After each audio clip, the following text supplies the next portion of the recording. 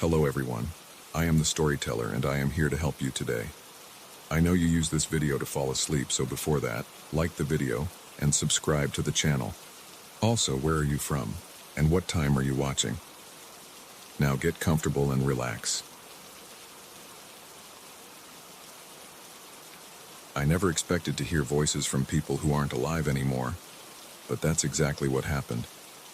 It all started last year when I was testing a new set of audio recorders in an abandoned building near my town. I study weird sounds and unexplained audio frequencies. I make a living by investigating so-called haunted spots, but until that day, I had never recorded anything that felt truly real. I'd caught strange clicks, faint whispers, and static signals that others interpreted as proof of ghosts. Still, I always assumed it was interference or random noise. Then I found the old banquet hall hidden inside that property, and everything changed. The place was a crumbling mess. Paint peeled off the walls and the ceiling sagged in some spots. I could smell dust, mold, and stale air. The floors creaked under my boots, and sometimes I worried one of the boards would snap. I had this cheap flashlight that flickered whenever I moved it too fast. It felt like the building itself didn't want me there, but I brushed off that feeling. I was used to being in creepy places for my research. I set up my equipment in the main hall. A few battered tables and chairs stood scattered around. Some old decorations, like faded streamers, still clung to the walls. I figured they were from decades ago, probably from a party or some kind of celebration. The building's record said it used to be a popular venue for local gatherings, but I'd only found bits and pieces of information. I assumed I'd spend a few hours there, capture some random static, then head home and review it later. My plan was simple. I arranged my microphones at different spots. I placed a frequency scanner near one corner of the room where the floor felt sturdier. I aligned a directional microphone near the stage, which was just a small raised platform covered in chipped wood. I turned on my handheld recorder and spoke my usual notes into it. I marked the date, time, and location, and I mentioned the condition of the place. My voice echoed in the silence. Then I waited. I listened to the building breathe. The wind outside rattled the windows. My own breathing sounded too loud in my ears. I tapped on my handheld recorder to check if it was still running. Everything was normal for the first hour. I sat on a folding chair, scanning through the frequencies on my laptop, hoping to catch something interesting. I noticed a short burst of static that seemed to repeat every few minutes, but it was faint. I thought it was just old wiring or maybe a fault in my microphone. After about 2 hours, I heard a voice that didn't belong to me. It was a quick line of speech, too muffled to make out actual words. It sounded excited, like someone greeting a friend. I jumped to my feet and checked my meters. I saw a small spike in the lower mid-range. I pressed the playback on my recorder. The voice repeated. It was definitely a person speaking. I felt a chill run down my spine. My neck stiffened, my mouth went dry, and my heart pounded a little harder. I spoke out loud, asking if someone was there. I felt awkward talking to an empty room, but I'd done that routine many times before. I got static in response. I noticed that the repeating burst of static on my frequency scanner began to change. The pattern shifted, and I could hear faint music in the background, like an old song from a big band era. I moved closer to the corner where I'd placed the scanner. I swore I could feel the floor vibrating a little. It wasn't strong, but it felt like there was movement below the surface. I turned my head and saw a faint shape near the stage. It wasn't a person. It was more like a smudge in the air, but it moved. My breath caught in my throat. I tried shining my flashlight on it, but the light just lit up dust particles. The shape vanished. I tried to keep calm. I wiped sweat off my forehead and checked the recordings again. Suddenly, I heard more voices. They overlapped, like people chatting at a party. I recognized bits of laughter, the clink of glass, and the shuffle of feet across a floor. It got louder. I looked around the hall. It still looked empty and abandoned, but my ears told me there was a gathering happening right in front of me. I moved my recorder around and the voices shifted in my headphones. I could hear them better when I pointed the microphone at the center of the room. I walked slowly to that area. My chest felt tight. but curiosity pushed me forward. I wanted to see if there was some kind of trick or hidden speaker. I didn't find anything. The voices sounded real, but nobody was there. A man said, "Welcome, everyone," in a cheerful tone. A woman replied, "Thanks for having us," with a laugh. It felt bizarre. I pulled out a second recorder to see if it would pick up the same audio.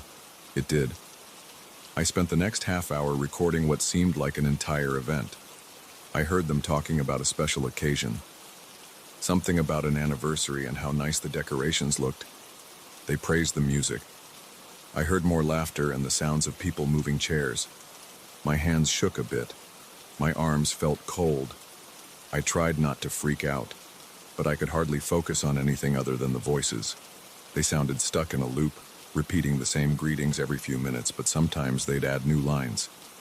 It was like listening to a memory that wouldn't end. I realized these spirits didn't know they were repeating themselves. They acted like it was happening for the first time. I'd catch phrases like, "Have you tried the punch yet?" Or, "This place looks beautiful tonight."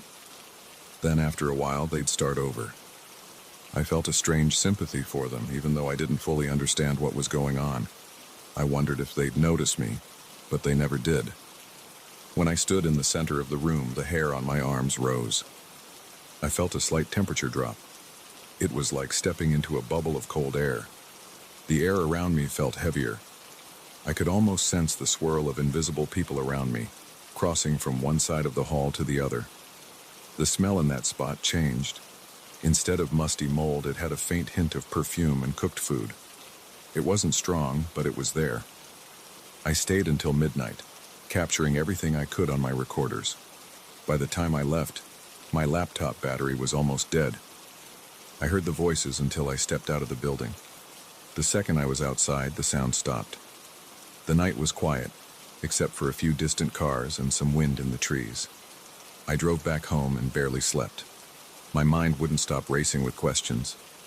Over the next few weeks, I returned to the building multiple times.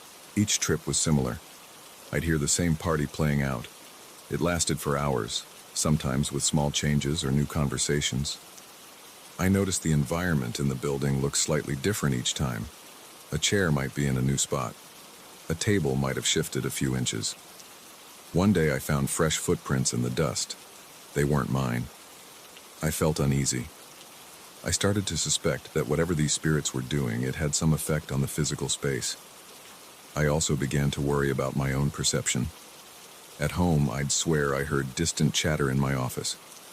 I checked my equipment for interference. I checked if my neighbors had their TV on. Nothing explained it.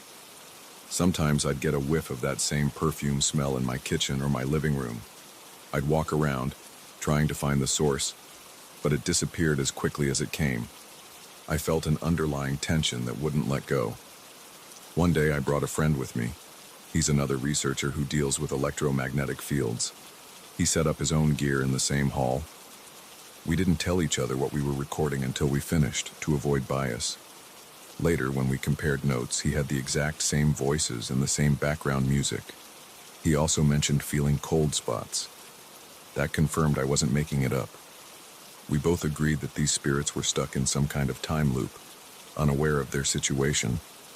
As weeks turned into months, I noticed that my recordings changed in subtle ways. The party loop got longer, and more details showed up. People started mentioning events that were happening in their time decades ago. They talked about the local town fair and an upcoming parade. They joked about an old mayor who had given a speech earlier that week. The loop expanded, like it was a bubble of the past stretching out. My friend and I tried different microphones, different frequency ranges, and even different nights of the week. The voices persisted. Then we realized something else. Our presence was affecting them too. We started hearing references to small noises in the hall. People at the party would say, "Did you hear that?" Or, "I feel a draft coming from over there." Sometimes they'd say it was just the wind, but other times they'd seem more concerned. Once a woman said, "Who left that chair in the middle of the floor?" We saw that same chair out of place in the present. It was like we were crossing into their loop without meaning to. I began to worry about the consequences of messing with this phenomenon. The building's walls seemed thinner every time I went. I could see small movements in the corners of my vision. I'd spin around, and of course, nothing would be there. My friend suggested we take a break, but I was too intrigued. I wanted a definitive explanation. One night, I decided to stay longer than usual. I arrived in the evening and planned to stay until dawn. I brought extra batteries, food, and water. I set up everything in the main hall as I'd done many times before. The voices started around 10 at night. They were louder than before. I could hear multiple conversations at once, almost like the entire event was happening live. I walked around to see if I could interact with them. I said, "Hello," out loud, hoping for a response. At first, I only heard them carrying on with their celebration, but around midnight, one of the voices mentioned a strange echo in the room. Another voice asked if someone was messing with the microphone. That made my heart race.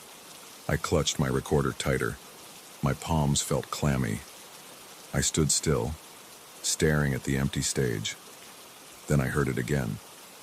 A man said, "It sounds like there's someone else here." I felt goosebumps on my arms and a knot in my stomach. I noticed the temperature drop again. I took a step back and bumped into a table. The table scooted an inch and made a scraping noise on the floor. In my headphones, I heard gasps and a shuffle of movement. They reacted to that sound. A woman said, "What's going on?" Another voice said, "I think we should check the lights." It was the first time they acknowledged something outside their normal loop. The entire hall felt charged, like static electricity in the air. My friend wasn't with me that night, so I was alone. I tried to keep calm, but my legs shook. I kept the recorder rolling, even though I wanted to run out of there. A male voice in the loop called out, "Hello? Is someone there?" I took a deep breath and said, "I'm here." I waited. My heart thumped in my chest. I heard a faint response, but it was too garbled to understand. Then everything went quiet. I stood there, listening to my own breathing. The party noises vanished. The music disappeared. I checked my devices and realized the frequency signals had flatlined. No static, no voices, nothing. The cold spot faded, replaced by the normal stale warmth of the building. I stayed for another hour, but the loop didn't come back that night. The next day, I reviewed the audio.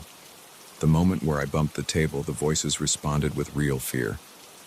It sounded like they thought something bad was happening. Then it all cut off. I have no clue if I disrupted their cycle or if they just shifted to some other frequency. After that, whenever I returned to the building, I didn't hear the party anymore. The place felt dead again, just an old broken hall with dusty furniture and creaking floors. My friend couldn't capture anything either. I still have all the recordings. I can play them for anyone who doubts me. You can hear that party. You can listen to them joking around, talking about everyday things from decades ago. You can hear their reactions when something from the present intrudes on their endless celebration. I haven't shared the files publicly because I'm not sure if it's safe or responsible. Part of me wonders if I'll ever find another spot like that. Another part wonders if those spirits are still out there, looping through time, repeating the same night over and over. But for now, the voices are gone, and I'm left with nothing but my gear, my notes, and the unsettling feeling that I touched something I wasn't meant to touch.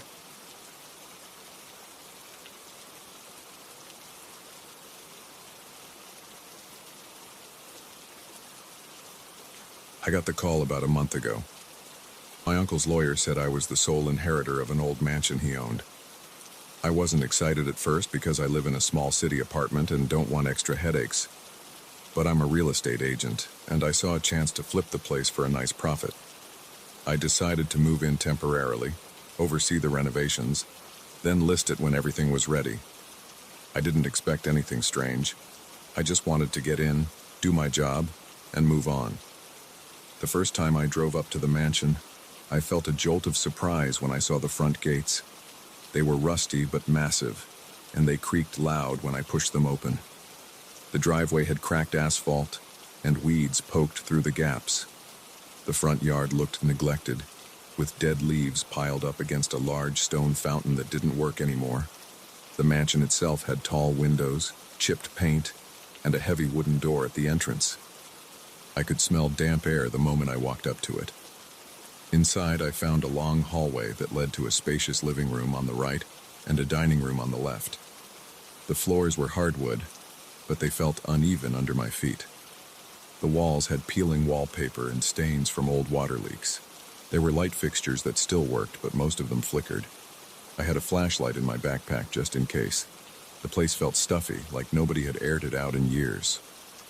I started cleaning up on the first day. I cleared the dust off the furniture in the living room.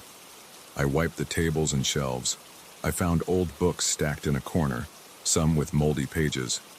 I opened a few windows to let fresh air in. I had to brush off spider webs from the corners of the ceiling. While I worked, I thought about how I would pitch this property to potential buyers. I figured I could play up the historic charm angle, maybe highlight some of the original woodwork. The place had big rooms and decent natural light. Renovations would cost a bit, but I could see potential in the layout. The first night I slept there, I used a small guest room upstairs. It had a simple bed, a nightstand, and a tiny closet. The mattress felt stale, but I was too tired to care. I set an alarm on my phone for 7 a.m. Planning to meet contractors in the morning, I fell asleep fast. Around midnight, I jolted awake. I heard a faint sound that made me sit up. It was piano music. It wasn't loud, but it was clear. It played a repetitive, soft melody. At first, I wondered if I left a radio on, but I didn't remember bringing a radio. I got out of bed, grabbed my phone, and stepped into the hallway. The mansion was dark. I walked to the top of the stairs, hoping to trace the sound. It seemed to come from below. I walked down to the first floor, passed through the living room, and reached a stairwell that I hadn't explored yet. It led down to the basement. The door was closed, and it looked stiff. I turned the knob, but it barely budged. The music was definitely coming from behind that door. I pushed harder, and the door opened with a crack. The piano sounds got louder. I walked down the narrow steps. The walls were concrete, and the air was chilly. I felt goosebumps on my arms. My heart thumped in my chest. I tried to stay calm, but it felt like I was stepping into someone else's space. There was a musty smell that reminded me of wet cardboard. The music continued, the same loop of notes. I reached the bottom and found a plain basement room with old shelves, a workbench, and some boxes. There was no piano. The music just stopped. 1 second it was there, and then silence. My phone showed it was 12:14 a.m. I stood there for a while, confused. I used my phone's flashlight and scanned every corner of the basement. I didn't see any speakers or stereo equipment. Nothing. I felt a chill run through me, so I hurried back upstairs and locked the door behind me. I told myself maybe I was dreaming or half asleep, but I couldn't shake the feeling that it was real. The next morning, I brushed off the incident. The contractors showed up around 8. They examined the roof, the wiring, the plumbing. I took notes. The place needed more work than I expected. The estimate was high, and I told them I'd think about it. After they left, I focused on smaller tasks like cleaning out closets and checking each room for damage. By the end of the day, I was exhausted. I ate a quick dinner of canned soup and bread, then went to bed early. I made sure to keep the basement door locked. I wanted to avoid any strange noises. I woke up the second night around 2 a.m. to the same piano music. It was louder than before, and it had a certain rhythm that felt repetitive. I felt a weird buzzing in my head as I listened. My eyes felt heavy, and I realized I wasn't fully awake. I got up and stumbled out of my room. My legs felt wobbly, but I forced myself to move. I reached the stairwell to the basement, and the door was open this time, even though I had locked it. The piano loop pulled me in like I was on autopilot. I remember stepping onto the first stair. I blinked, and suddenly, I was standing in the middle of the basement, in the dark. The music had stopped. I looked around, breathing hard. My phone said it was 4:46 a.m. I couldn't remember anything between stepping onto the stair and that moment. I had lost nearly 3 hours. My heart pounded. My palms were sweaty. I hurried upstairs, feeling unsettled. My mind raced. I tried to recall what had happened, but there was a blank space. I couldn't sleep for the rest of the night. I lay in bed, staring at the ceiling. wondering if I was losing it. The next day, I decided to stay busy. I tried patching some of the walls in the living room and pulling up a few loose boards on the porch. I made phone calls to other contractors, hoping to get a lower bid. I set up a security camera app on my phone, using a camera I found in one of the closets. It was old, but it worked. I pointed it at the basement door, thinking maybe I could catch something on video if it happened again. By evening, I felt a dull headache. I blamed stress. That night, I set up a lamp in my room and kept it on. I left my phone plugged in next to me so I could record audio if I heard the piano again. I forced myself to stay awake by scrolling through real estate listings. Around 11 p.m., I started drifting off. The next thing I knew, I was downstairs walking toward the basement door. The piano music was playing. It had a slow, dragging sound that made my stomach twist. My head felt foggy. My arms felt heavy. I tried to resist the urge to go down there, but it felt impossible. My legs moved on their own. I went down the steps. My phone light was on, but I didn't remember turning it on. I saw the camera I'd set up in the corner. The lens was pointed at the door, but I didn't stop. I walked right to the center of the basement and stood there listening. The music echoed off the concrete walls, but I still couldn't see any instrument. Then the music stopped, and everything went black. When I snapped out of it, I was upstairs in my bed, still wearing my shoes. My phone lay on the floor. It was 6 a.m. My body felt stiff and my mouth was dry. I checked my phone and saw that the camera app had recorded some footage. I opened the video. The screen showed me walking to the door at 12:30 a.m. Then, a flash of static. After that, the video showed me standing motionless in front of the camera for about 5 minutes. Then, another burst of static. The feed came back at 2 a.m., showing an empty basement. I was gone from the frame. Then it ended. No sign of the piano, no sound except faint static. I felt panic building in my chest. I went to the bathroom, splashed water on my face, and looked at myself in the mirror. My eyes were bloodshot. My skin felt clammy. I wondered if I was sleepwalking or having some kind of stress-induced hallucination. But the camera footage showed I was definitely awake, at least physically. Over the next few days, I tried keeping myself awake with coffee and energy drinks. I even took short naps during the day, hoping I'd sleep less at night. I didn't want to hear that music again. I started noticing that every time I got near the basement door during the daytime, I felt uneasy. My stomach would tense up and I'd get a queasy feeling. I resisted any urge to open it. I told myself I'd wait until I found some rational explanation, maybe call an electrician or an audio specialist, but I couldn't figure out how any of that would produce random piano music. I also noticed small details around the house that didn't add up. Sometimes I'd find footprints in dusty corners of the basement, even though I wore the same pair of boots each time I went down. Sometimes I'd find the basement door unlocked in the morning, even though I swore I locked it at night. Once I found a dropped flashlight by the furnace. It wasn't mine and it looked old. I kept losing chunks of time. It always happened after midnight. I'd hear the piano, then everything went blank. I'd come to hours later, feeling sore and confused.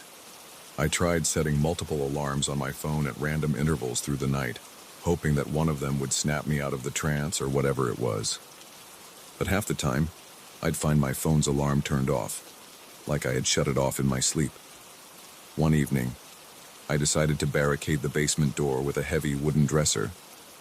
I thought maybe I could block myself from going down there. I dragged the dresser from the dining room, pushed it against the door, and stuck a chair under the doorknob. That night, I drank 2 strong coffees and watched TV in the living room until I felt my eyes closing. My plan was to stay downstairs, far from my bed, so I wouldn't be tempted to go upstairs and walk to the basement. Around midnight, I heard the first notes of that piano melody. My heart started racing. I sat up, turned off the TV, and listened. The notes were coming from behind the basement door again, muffled but persistent. I told myself, "Stay put. Don't move."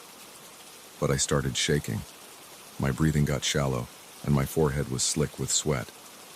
The next thing I remember, I was standing in front of the barricaded door. The dresser was pushed aside. The chair was lying on its side. The door was wide open. I was halfway down the steps before I realized what was happening. My legs were moving on their own and the piano sounded louder. I felt a squeezing pressure in my temples. My vision blurred.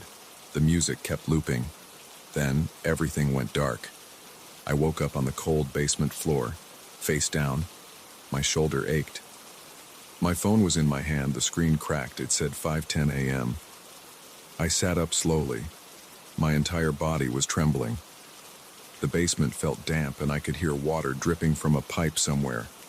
I stood up, found the stairs and dragged myself back to the living room. My throat felt raw. I noticed the dresser was back in the dining room. I had no idea how I moved it. I felt fear spike in my chest. I had no memory of doing that. I spent the rest of the morning pacing around, trying to decide if I should just leave. But I didn't want to give up that easily. This was my inheritance, and I needed the money from this property.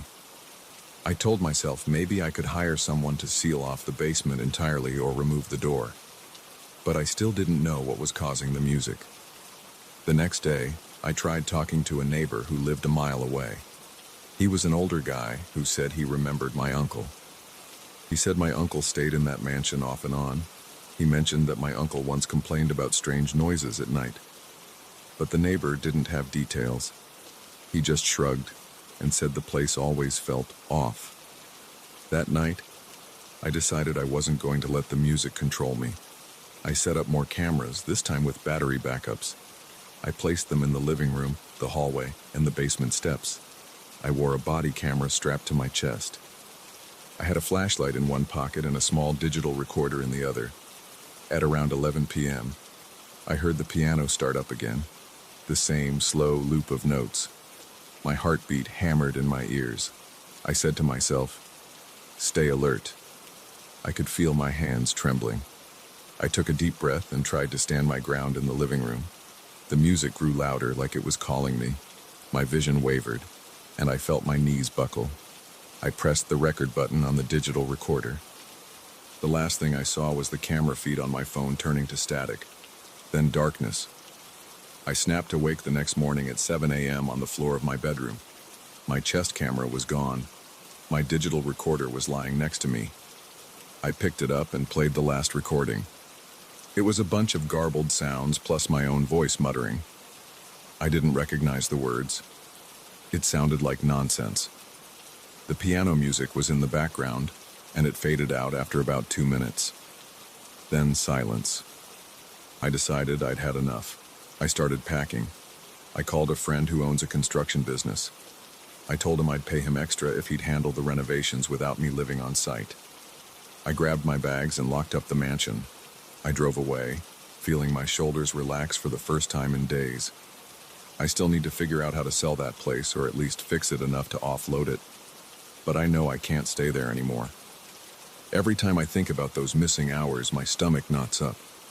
I don't know what caused that piano music, and I'm not sure I want to find out. For now, I'm back in my cramped apartment trying to move on. I'll let someone else deal with the basement. I just hope they have better luck than I did.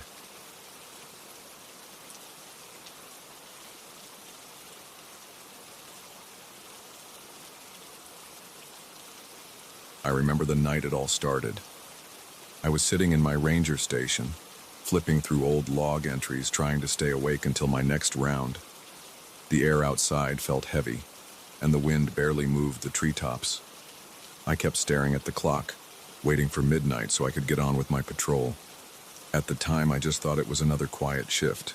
I had no clue what was waiting for me out there. I grabbed my flashlight, slung my backpack over my shoulders, and headed out onto the dirt trail. The forest around me was dark and still. I could hear distant crickets and the occasional rustling in the undergrowth, probably a fox or a raccoon. The ground felt damp under my boots because it had rained a few days earlier. My breath turned visible in the cool air. I walked along the main path, checking for any fallen branches or signs of illegal activity. Sometimes people came out here to dump trash or light fires. I was used to dealing with that. I wasn't prepared for what I actually found. During that first night, I didn't see the thing right away. I just sensed something watching me. I spun around with my flashlight, but everything looked normal. I stood there, shining the beam across the trees, searching for any shape that didn't belong. All I saw were thin trunks and low brush. I heard a small snap somewhere off to my right, like a twig breaking under pressure. I aimed my light that way, but the darkness seemed thicker than usual. My heart started beating faster. I stepped toward the noise, but I couldn't see anything. After a minute or so of standing there, I decided to keep moving. I told myself it was nothing. Over the next few nights, I felt like that presence was getting closer. My chest would tighten when I turned corners on the trail. Sometimes I spotted a long, dark shape out of the corner of my eye slipping behind a tree. Other times I noticed a shift in the shadows just outside my flashlight's range. The shadows seemed to move on their own. I would stand absolutely still, straining my ears for sounds of breathing or footsteps. I didn't hear anything, but I knew something was there. One night, I reached a section of the forest that always felt a bit off. There were dead patches of grass and a few smaller trees with rotting bark. I never liked going through that spot, but my job required me to check every trail. The ground had this unpleasant smell, like old compost or stagnant water.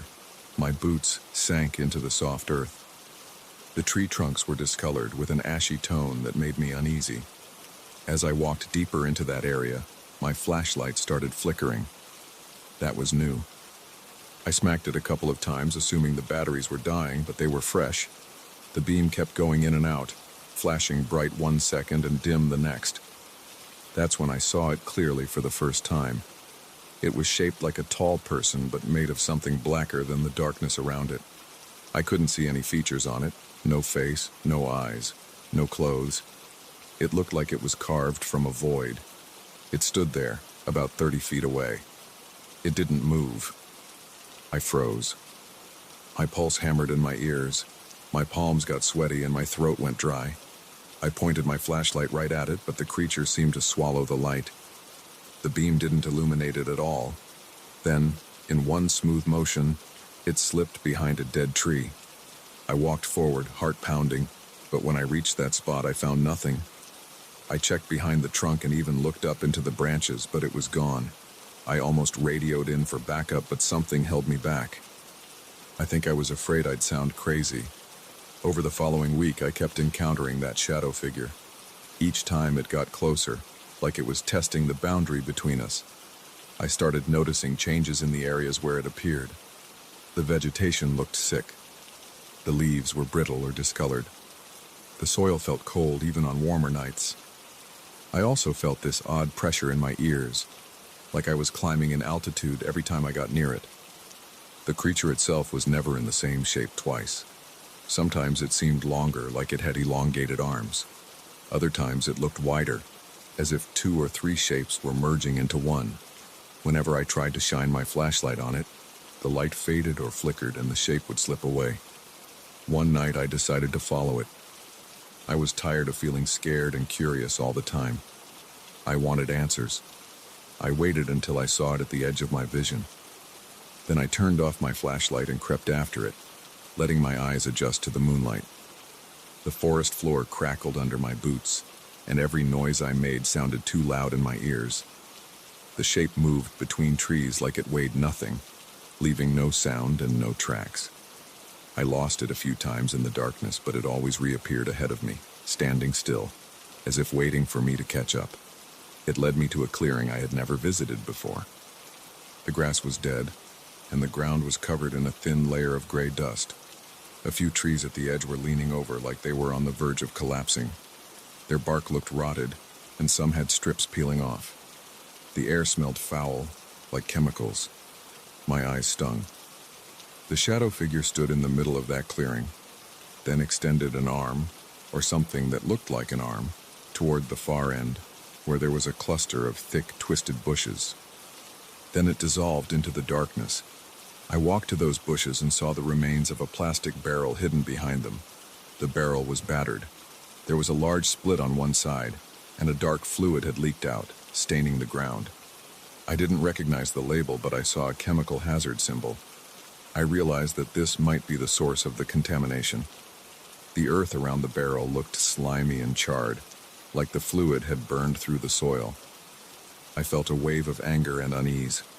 Someone had dumped this toxic substance here, and it was killing this corner of the forest.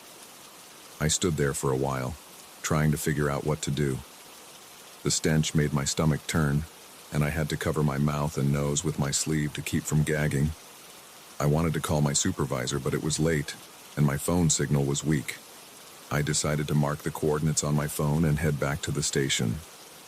As I turned around, I saw a trace of movement among the dead trees. The shadow figure was there again, watching from a distance. I had this feeling that it wanted me to do something about the barrel. I nodded at it, feeling a strange mix of gratitude and dread, and walked away. Over the next few days, I reported the barrel to my superiors. A cleanup team was arranged, and they came out to investigate. They wore protective suits, took soil samples, and started planning a safe removal of the toxic material. I offered to guide them to the exact spot, but they said they had the coordinates and would handle it.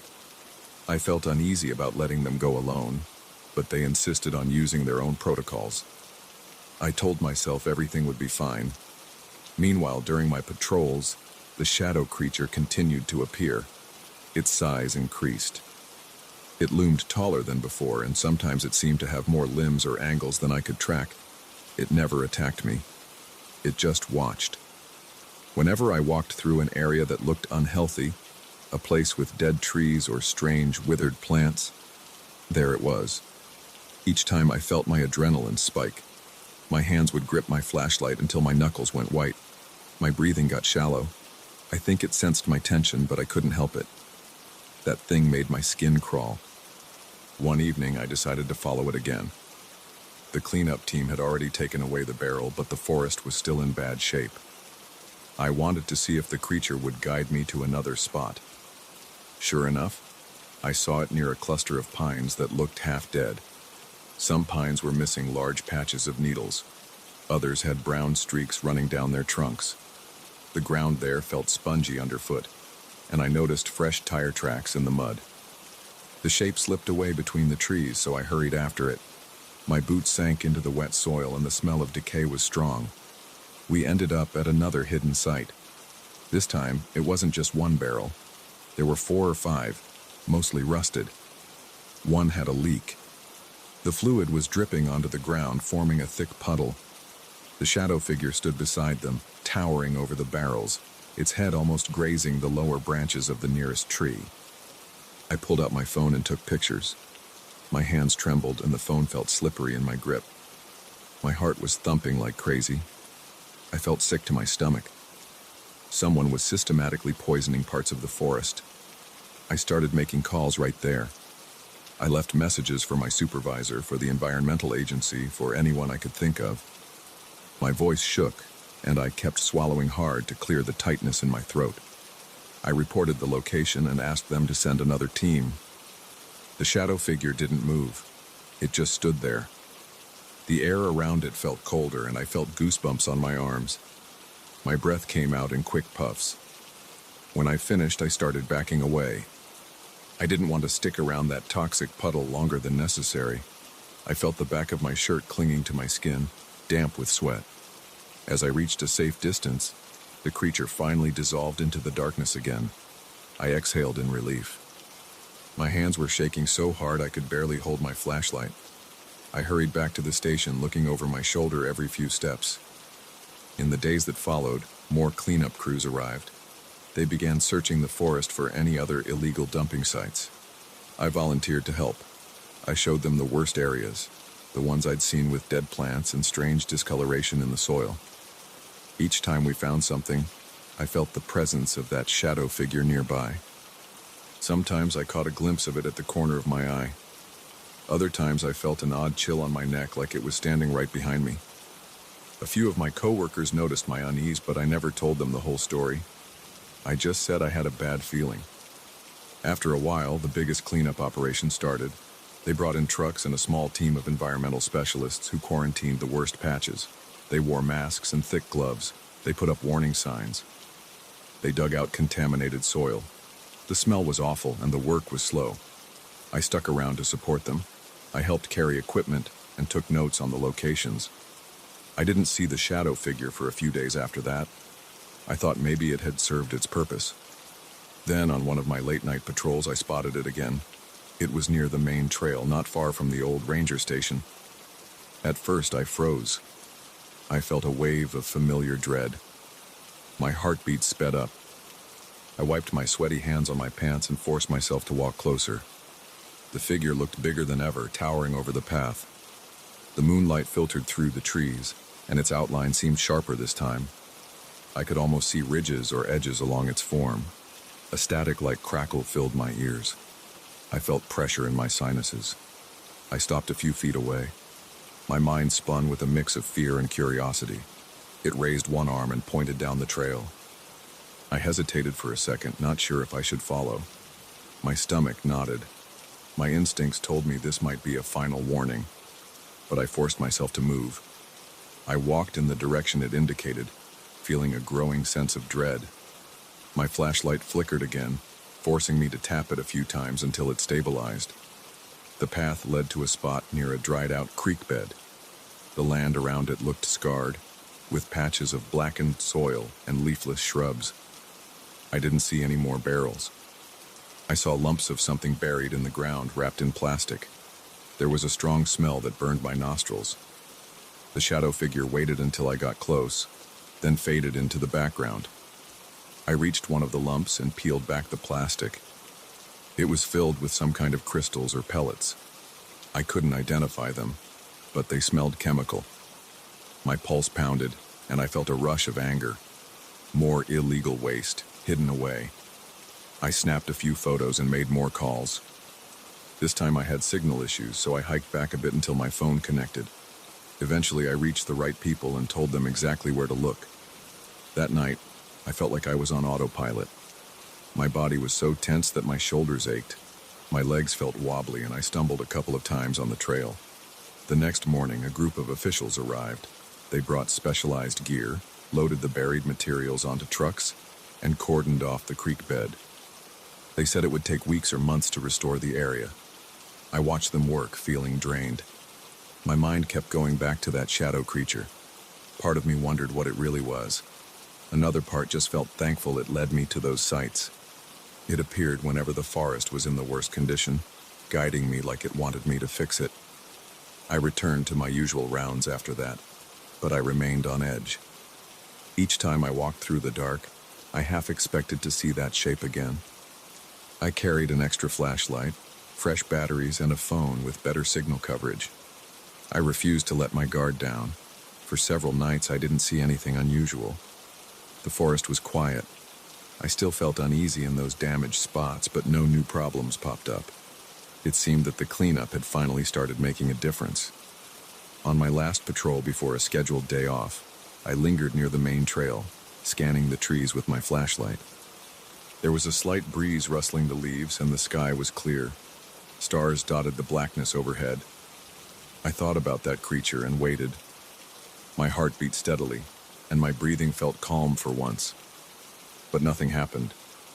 I stayed out an hour longer than necessary, checking each area where I had seen the figure. The air felt normal, and the trees were quiet.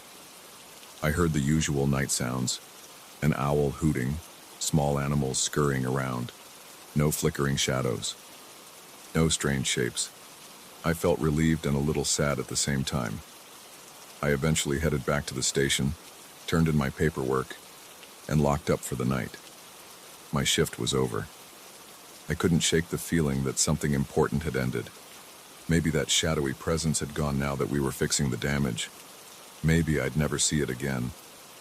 I can't say I missed the fear, but a part of me felt connected to it, like it was a silent ally guiding me. I went home, made a simple dinner, and tried to sleep. My mind replayed the moments of tension, the flickering flashlights, the cold pressure on my skin, the quiet guidance from something I still can't explain. I didn't have nightmares that night, though. I actually slept through until morning. When I woke up, the sun was shining and I felt rested for the first time in weeks. That's how it happened. That's how I discovered illegal dumping sites and helped prevent more harm to my forest. That's how I ended up chasing a shadow creature made of pure darkness, only to find out it wasn't hunting me at all. It was showing me what needed to be done. I never told my coworkers about the shape. I don't think they'd believe me. But I know what I saw, and I know where it led me. Now, every time I step onto those trails at night, I still keep an eye out, just in case I see it again. I don't know if I'll ever get an explanation, but I do know that the forest is starting to heal, and for now, that's enough.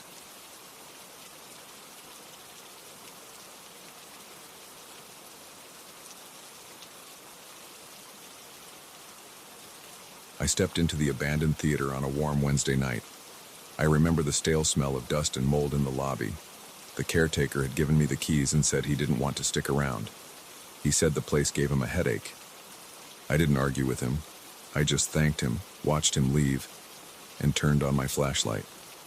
My name is Mark, and I specialize in acoustics. I've spent over a decade working in concert halls, arenas, and old buildings with complicated echo patterns.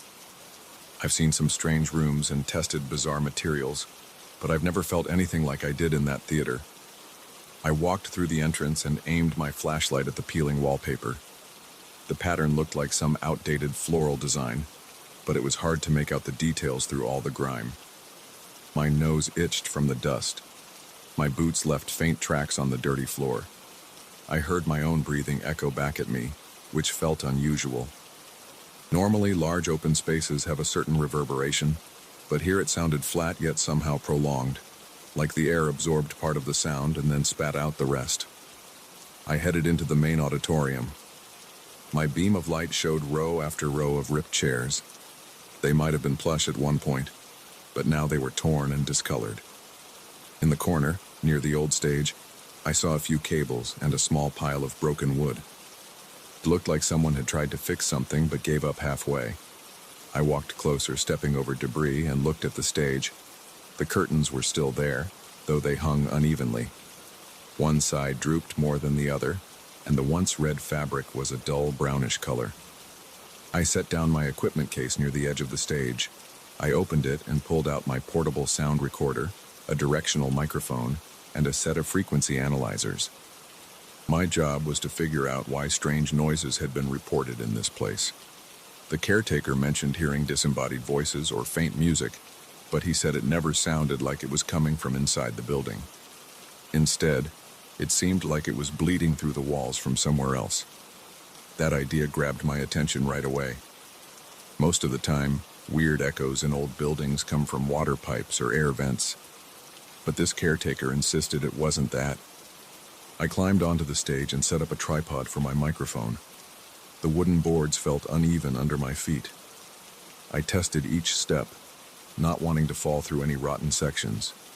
The spotlight area still had some overhead lights, but they were cracked and probably dead.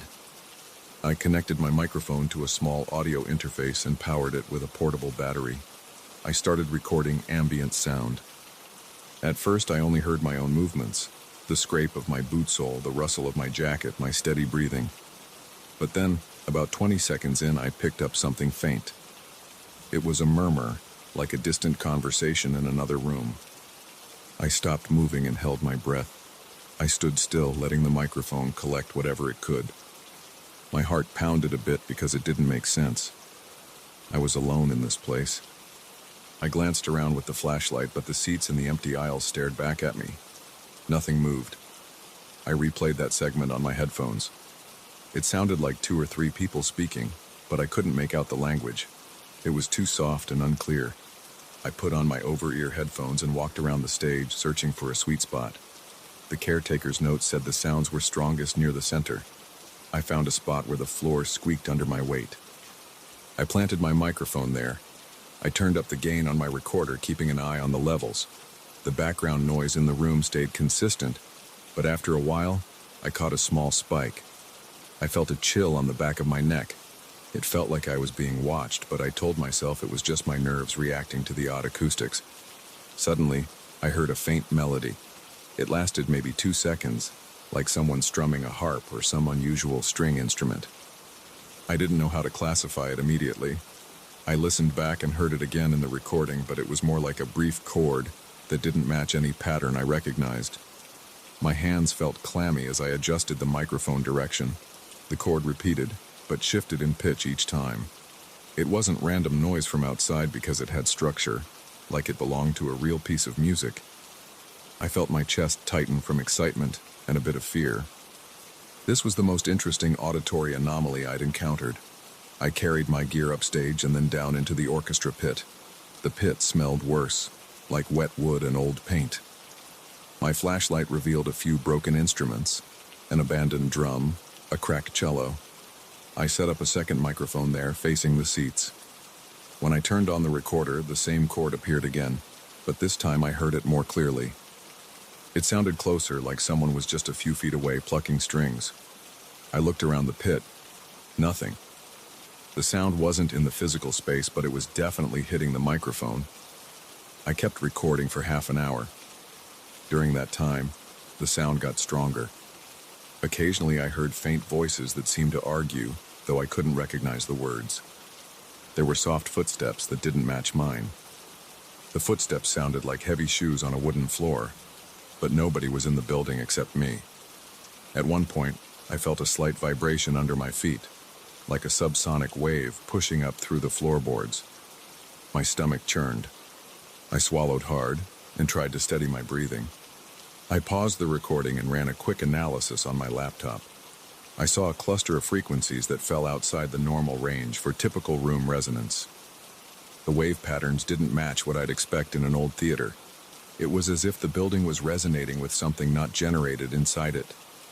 Then, there was a moment where the software glitched. My screen went black for a second. When it came back, the wave patterns had spiked to an impossible level, then leveled out again. I decided I needed to test some sweeps. I set up a frequency generator to sweep through low bass up to high treble. I wanted to see if anything triggered a specific reaction from the environment. I stood near the stage, holding my headphones in one hand and my flashlight in the other. I started the sweep. At first, I didn't hear anything unusual, but around 120 hertz, there was a heavy rumble that made my eardrums vibrate. I felt my chest tighten, and a wave of nausea hit me. I heard a scraping sound somewhere backstage. It made my heart jump. I flicked my flashlight beam toward the backstage area, but I didn't see anything. I increased the frequency. Around 210 hertz, the entire auditorium seemed to hum. The seats rattled. The sound had a strange pulsing quality. My breath caught in my throat, and I noticed my hand was shaking slightly. I shifted the frequency upward to the mid-range. Then I heard a voice in my headphones, crisp, like it was whispering right into the microphone. It said something, but it wasn't in English. The tone was urgent. I froze. My heart pounded like a hammer in my chest. The voice repeated the phrase, and then it cut out. I pulled off my headphones and listened to the empty theater. Silence, aside from my own breathing. I replayed it. The voice sounded calm but insistent. I couldn't decode the words. They sounded like they came from somewhere else entirely, like a radio signal from another station bleeding into mine. My pulse raced, and my hands felt damp with sweat. I felt a strong urge to leave, but I also felt like I was on the brink of a discovery. I've spent years analyzing sound, and I never found anything that defied all logic like this. I decided to keep going. I put on my headphones again, this time turning up the volume a bit more. Around 420 hertz, I heard a loud pop. My microphone levels spiked, and the hair on my arms stood up. That's when I noticed a distortion in the air near the stage. It looked like the air was shimmering or rippling. It reminded me of heat waves rising off pavement, except there was no heat source. I took a few steps forward. My stomach twisted with anxiety, and my breathing got shallow. I pointed my flashlight at it. The beam didn't reveal much, just the same warped space. But my instincts were screaming at me to back away. The pop repeated, and the shimmering got more intense. I heard that strange chord again, but louder. It sounded like it was coming from right in front of me. The stage boards creaked. My legs felt weak. I wondered if I should call for help, but then I reminded myself that I was just scanning frequencies in an old theater. I should keep my head clear. I started recording video on my phone just to document the moment. I held the phone with one hand and kept my flashlight trained on the distortion. I saw a brief flash, like a camera flash, but more localized. Then the air in front of me looked like it tore open in a small circular shape. My mind told me this couldn't be real. I moved closer, out of pure curiosity.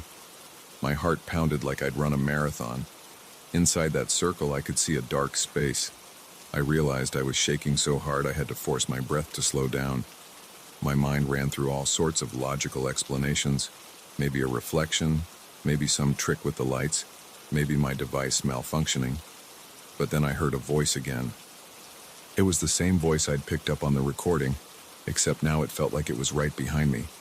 I spun around. Nothing was there. I heard another voice, more distant, like someone else was calling from deeper inside that dark space. My flashlight beam didn't penetrate the blackness. I leaned forward, my pulse throbbing in my ears. Then the shimmering closed. It snapped shut, leaving the stage as it was before, with only the dusty boards and the drooping curtain. I tried to catch my breath. I turned off the frequency generator and listened. The voices were gone. The cord was gone. Just silence. I hurried to my laptop. My hands were shaking when I tried to check the audio data. I saw a spike in the readings around the moment I saw the shimmering open. The frequency hit a range I'd never recorded before, something well beyond what standard acoustic equipment should detect. My laptop's software displayed bizarre waveforms. It was as if the signal came from a different realm of physics. My mind was spinning, but I forced myself to keep going. I switched to a manual input mode and tried to replicate the frequency.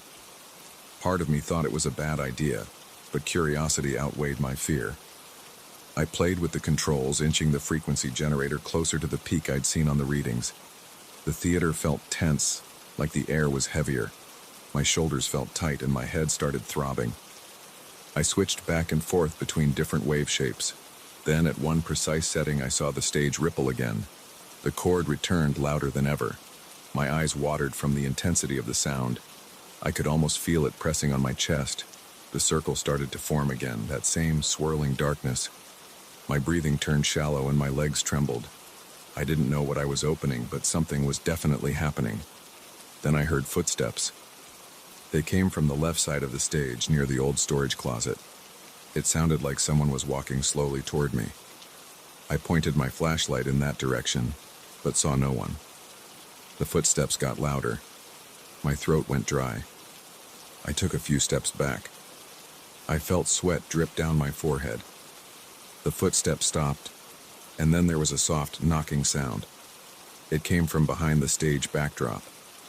I looked at the shimmering opening. It flickered, almost like it was reacting to the sounds around it. I realized, with a jolt of adrenaline, that something on the other side was aware of me. My heart pounded. I felt like the theater was closing in on me.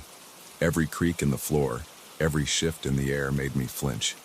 The shimmer in front of me pulsed in time with the chord. I heard a distant conversation in a language I couldn't identify, and it sounded like it was coming closer. I shut down the frequency generator. The shimmer flickered and gradually vanished. The voices faded, but I could still hear them in my headphones for a few more seconds, as if they were disappointed that I'd cut off the power. I backed away from the stage. My feet hit a fallen prop and I nearly tripped. I swallowed hard, trying to steady my nerves. I realized I needed to leave and figure out a plan. I had recordings, wave data, and some experience that told me I wasn't dealing with standard acoustic phenomena. My mind raced. I thought about telling someone, maybe a fellow acoustics expert or a physics professor, but I knew they would doubt my sanity if I explained this without evidence. Luckily, I had recordings, but I wasn't sure how well they would capture that shimmer or the voices. I packed up my gear as quickly as I could, keeping one ear open for any sign that the portal or whatever it was might open again. The building felt different, like it was charged with static electricity. My hair stood on end and I kept expecting to see a shape in the corners of my vision. I stuffed my microphones, cables, and recorder into my case. Then I folded my tripod and slung my laptop bag over my shoulder. Before I left the stage, I took one last look at the spot where I'd seen the portal form. It was just empty air now, but I couldn't shake the feeling that something was right there, lurking, waiting for me to try the right frequency again. I left the theater around midnight. Outside, the air felt thick, and the parking lot was nearly pitch black. I fumbled for my car keys. My hands were shaky, and I felt a strange tingling in my arms, like the energy in that place hadn't fully left me. I opened my car door and slid behind the wheel. My mind replayed the moment the portal opened.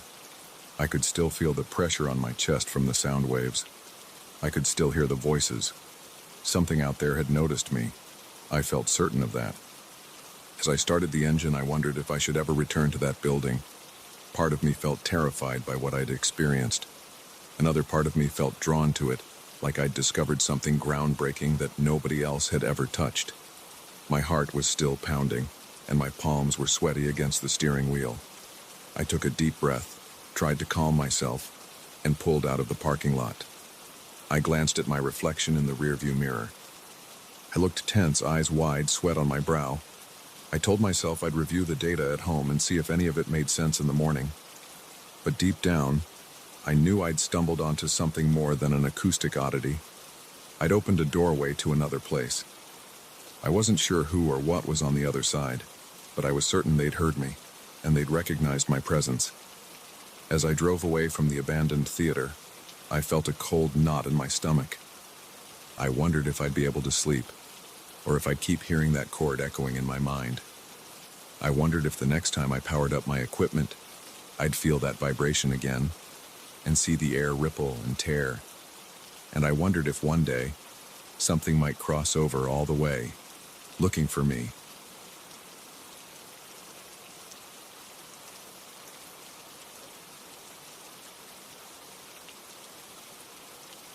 I pulled up to the old building just before noon. The walls looked worn and the windows seemed ready to cave in. The street was quiet, and I could hear my own breathing.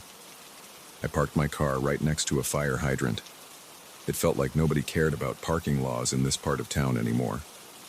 I grabbed my camera bag and walked toward the main entrance, which had large double doors with broken hinges. I felt a sudden chill on my neck. The air inside smelled like dust and mold. My shoes left prints in the thin layer of grime on the marble floor. That was the first time I realized I might be stepping into something bigger than a standard photo shoot. I'm a photographer. I specialize in old buildings that most people have forgotten. Sometimes realtors hire me to create glossy booklets. Other times historians want detailed images of architectural elements. My job usually involves tripods, wide-angle lenses, and hours of searching for decent light in cramped or dim spaces. People think it's all about artistry, but I spend most of my time moving debris or adjusting angles so I don't capture piles of trash. Still, I love it. I get to see places most folks never visit. That day I was there to photograph the interior details of a once grand hotel. It had a large lobby with a vaulted ceiling. Some columns still stood, although a few were cracked. I stood in the center of the lobby, turning my head slowly, noting the interplay of shadows on the walls. The entire space felt oddly dense, like walking through thick air. I ignored that sensation and took out my camera. I set up my tripod near the collapsed front desk. I framed my first shot, focusing on an ornate railing that ran along the second-floor balcony. When I pressed the shutter, my camera's click echoed against the marble surfaces.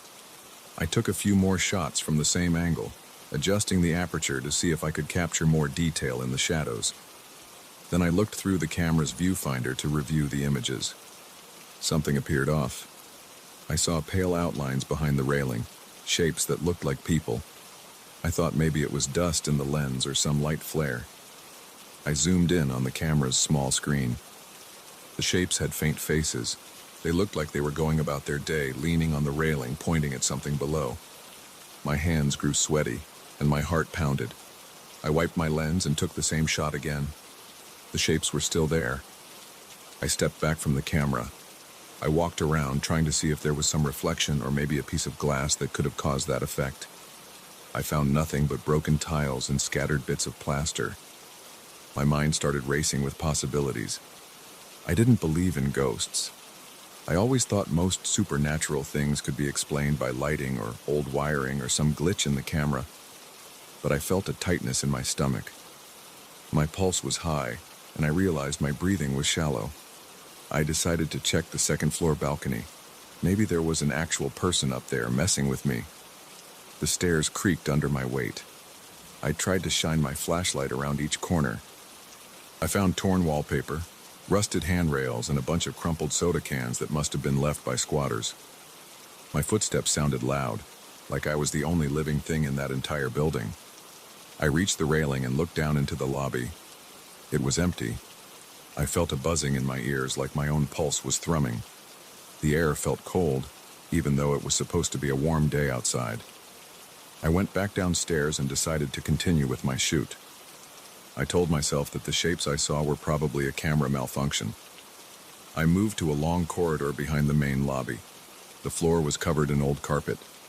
It squished under my boots, soaked with some kind of moisture that leaked from the ceiling. The corridor led to what used to be a dining area. There was a cluster of round tables and chairs stacked in the corner. Large windows let in a hazy light that revealed floating particles of dust. I set up my camera again. This time I focused on a cluster of cracked chairs. I was adjusting the ISO when I heard a sound behind me, like shoes scraping on the carpet. I spun around, aiming my flashlight. Nobody was there. I waited a few seconds, listening. I only heard my own breathing. I took another series of shots, then checked the camera screen. In those photos, I saw at least 3 figures around the tables. Their clothing looked dated, maybe from the 1940s or 1950s. One of them seemed to be carrying a tray. Another had a notebook in hand. They looked busy, like they were working in a restaurant. My heart started thumping harder than before. I felt clammy. My mouth went dry. I took a step back and almost knocked over my tripod. I caught it before it crashed to the floor. My arms trembled. I told myself to get a grip, but the more I looked at those images, the more they seemed real.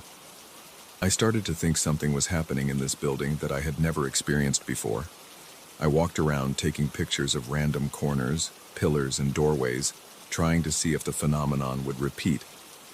Each time I caught glimpses of these translucent figures. Some looked like they were from a much earlier era, maybe the late 1800s, wearing vests or long dresses. Others looked more recent, perhaps from the 1970s with bright shirts. They overlapped in the same frame, all in different poses as if they occupied the same space in different moments. After about an hour, I found myself sitting on a broken bench in the lobby. My hands shook as I flipped through the camera's preview. I felt a tightness in my chest. I didn't know what to do with this discovery. Part of me wanted to pack up and leave, but I also felt a strange pull to figure out what was happening. This wasn't normal. It wasn't just random paranormal activity. It looked organized, as if they were performing a process. Several figures had their arms extended toward a central point in the lobby. Others seemed to be walking in circles in the hallway. 1 or 2 were positioned near the entrance, almost like guards. I swallowed hard. My throat felt dry, so I grabbed a water bottle from my bag and chugged it. My camera battery was half depleted from all the shots I took. I decided to explore the basement. Buildings like this usually have interesting mechanical rooms and storage areas that might explain something. Old blueprints, logs, or something that would help me understand the building's history. I found a narrow staircase near the back. The steps were made of concrete and had cracks. The smell grew more intense down there. It was damp and musty. The darkness forced me to use my flashlight the entire way. My foot slipped on a wet patch and I gripped the railing to steady myself. At the bottom, I saw a series of corridors with low ceilings. Exposed pipes and wiring ran along the walls.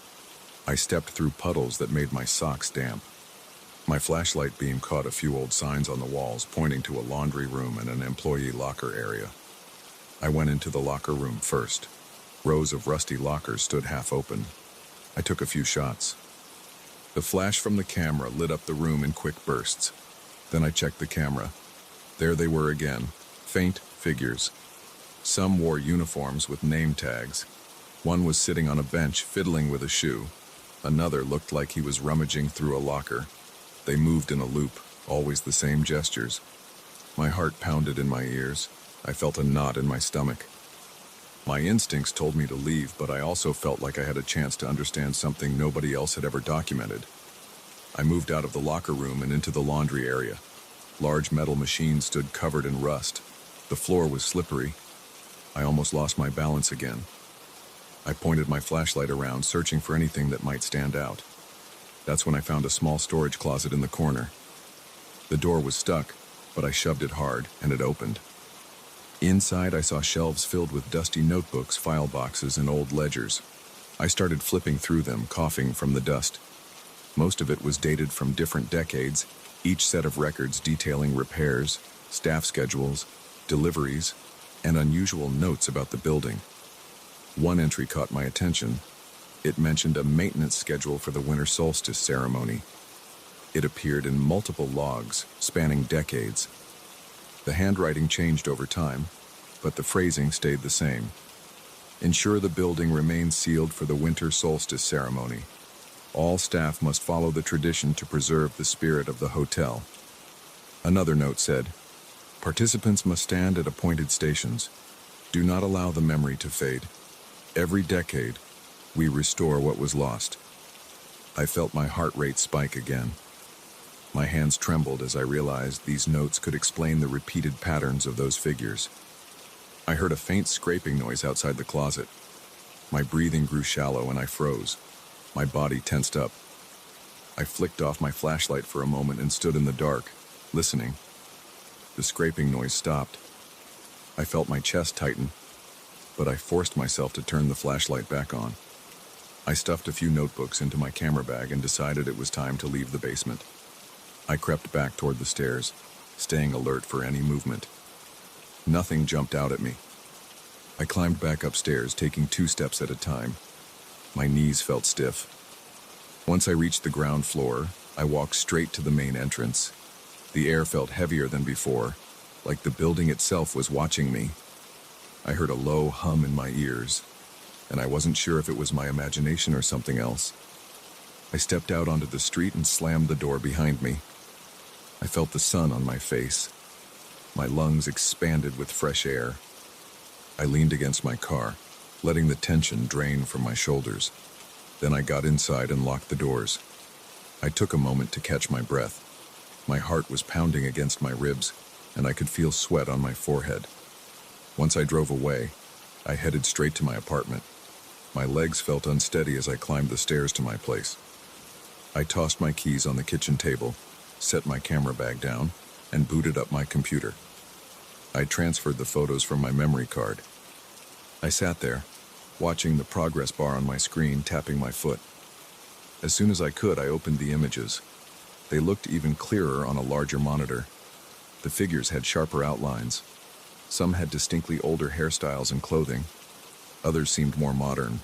All of them appeared focused on specific tasks. Over the next few hours, I went through the notebooks I had taken. They detailed a repeated ritual designed to preserve the hotel's essence. It seemed that every group of people who ran the place over the decades had been part of it.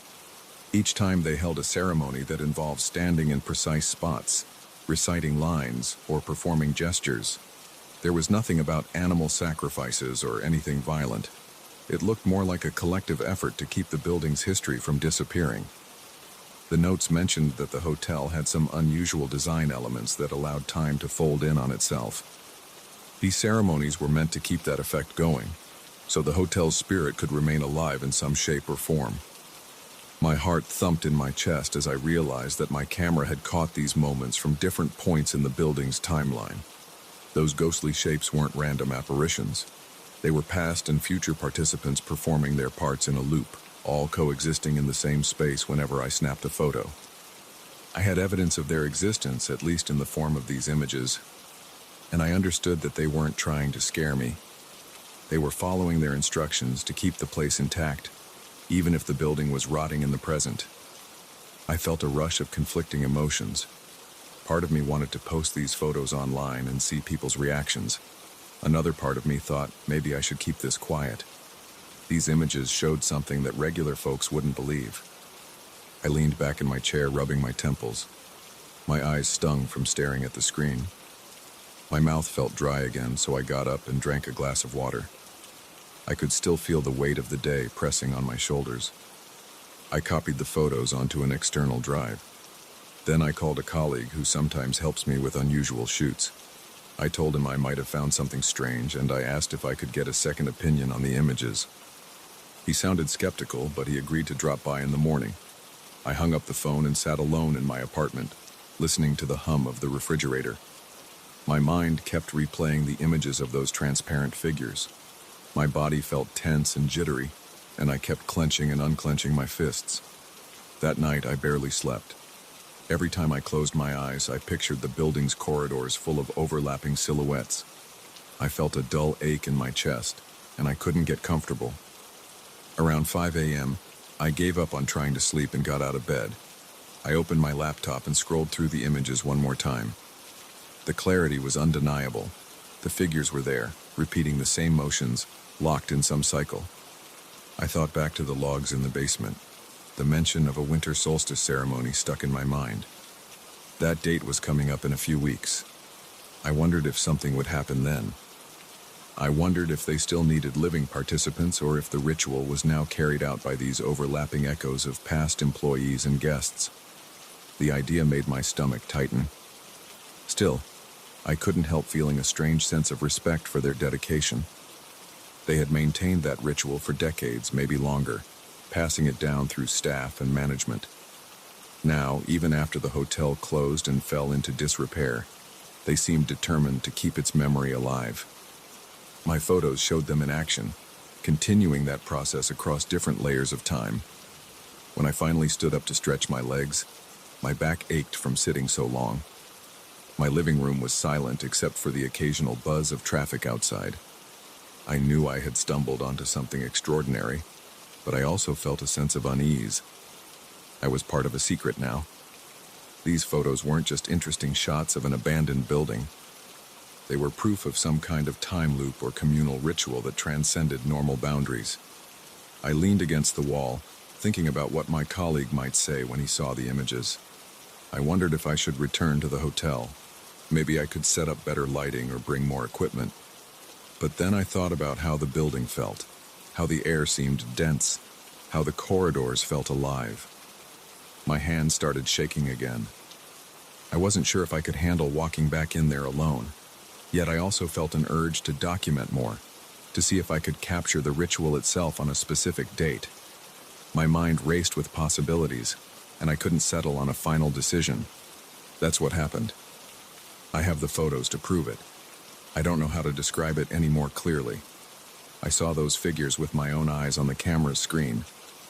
They appeared in every shot, overlapping each other, dressed for different decades, carrying out the same tasks. And the records in the basement confirmed that this wasn't just a haunting. It was a deliberate act to preserve the memory of that old hotel. They were performing some kind of elaborate time-based ritual. I never expected to discover something like that when I woke up that morning. But I did, and now I can't unsee those images or ignore those notes. If someone asks me why I look different these days, why I seem preoccupied, it's because I'm still trying to figure out what I stumbled into.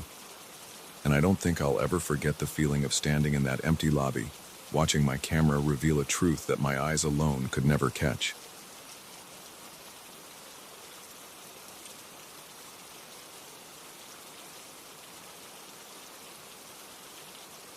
I started driving a night shift taxi 2 years ago. I wanted the extra money, and I figured the only real challenges would be drunken passengers and maybe the occasional fare jumper. That was before I saw the thing in my rearview mirror. I'm not talking about a drunk or a stray cat. I'm talking about a living, shifting creature that changes shape every time I look at it. The first time I noticed it, I thought I was losing my mind. Now I'm sure it's real because it keeps showing up when certain passengers climb into my back seat. It never hurts me, but it seems interested in preventing those specific passengers from reaching their destination. I don't know what it is or what it wants, but I'm going to tell you everything I've seen. This might sound unbelievable, but I'm just going to lay it out.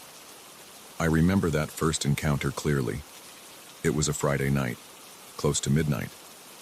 I was parked near a bar that always had decent tips. People were spilling onto the sidewalk, stumbling around, trying to hail rides. My windows were open because the air conditioning wasn't working. A woman waved at me, then got in. She was around her early 30s, wearing a dull gray jacket. She gave me an address in a calm, clear tone. She didn't seem drunk. She looked tired, maybe bored. I pulled away from the curb. Inside the cab, my overhead light was flickering a little. I heard a faint buzzing from the old radio under the dashboard. Everything felt normal until I glanced into my rearview mirror. At first, I thought I saw a large bird sitting in the back seat. I blinked. Then I just saw the woman. She was rummaging through her purse. My heart rate picked up, but I thought maybe I was wiped from too many shifts. I took a quick breath, tried to focus on the road, and kept driving. We reached a red light. I checked the mirror again. My passenger was leaning forward, looking at her phone. Right beside her, in the seat behind me, I saw something else. It had a pointed beak, dark eyes, and feathers running along its head. It was hunched in the corner, watching the woman. I felt my body tense. My skin prickled. I turned around, hoping to catch it directly with my own eyes, but the second I looked back, I only saw an empty seat. The woman didn't notice anything. She just looked at me like I was acting weird. I smiled and turned back to the wheel. When the light changed, I got moving again. That ride ended without further incidents. The woman paid and got out near her building. She walked away, and my back seat was empty. But I was unsettled. I could still picture that bizarre shape. Feathers on top, maybe talons instead of hands. I told myself to calm down. The next night, it happened again, but with a different passenger. This time, a guy in a fancy suit climbed in. He smelled like expensive cologne. He gave me an address a short ride away, so I pulled out into the traffic.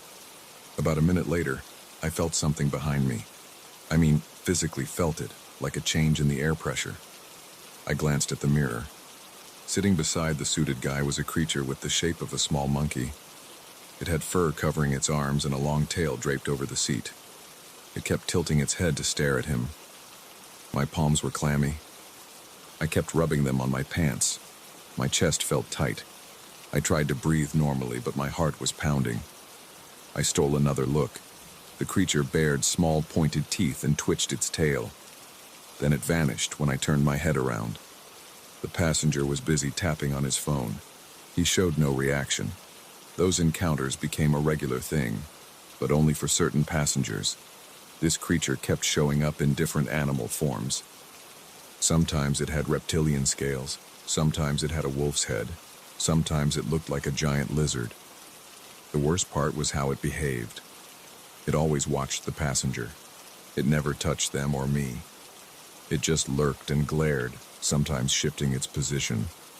A couple of times I saw it press its face close to them as if sniffing them. I broke out in a sweat each time. My stomach felt twisted in knots. My mouth went dry. One night I picked up a man from an office complex. He looked stressed, pacing with his phone in his hand. He got in the back. He asked to go to a late-night diner. I drove out of the parking lot. On the freeway, I noticed the creature again. This time it looked like some kind of big cat, like a panther or a jaguar. I saw sleek black fur and muscular legs. It stared at the passenger with bright yellow eyes. Then I realized something was wrong with the car. It started sputtering. The engine made a grinding noise. My steering wheel started to shake. I pulled over onto the shoulder, heart hammering. The passenger cursed and asked if the taxi was about to break down. I checked my gas and everything seemed fine. I tried to start the engine again. It roared to life like nothing was wrong.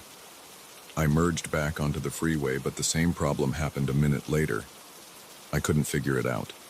The passenger said he might call another ride. Before he could do that, the creature's head jerked toward the gear shift in the front.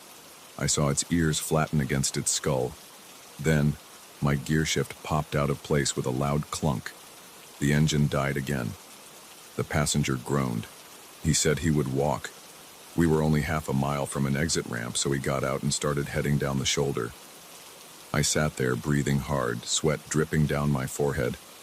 I turned around and saw nothing. The back seat was empty. Then I started the car again and it was completely normal. That freaked me out. It felt like the creature had manipulated my car to keep him from reaching his destination. Over the following weeks, I noticed a pattern.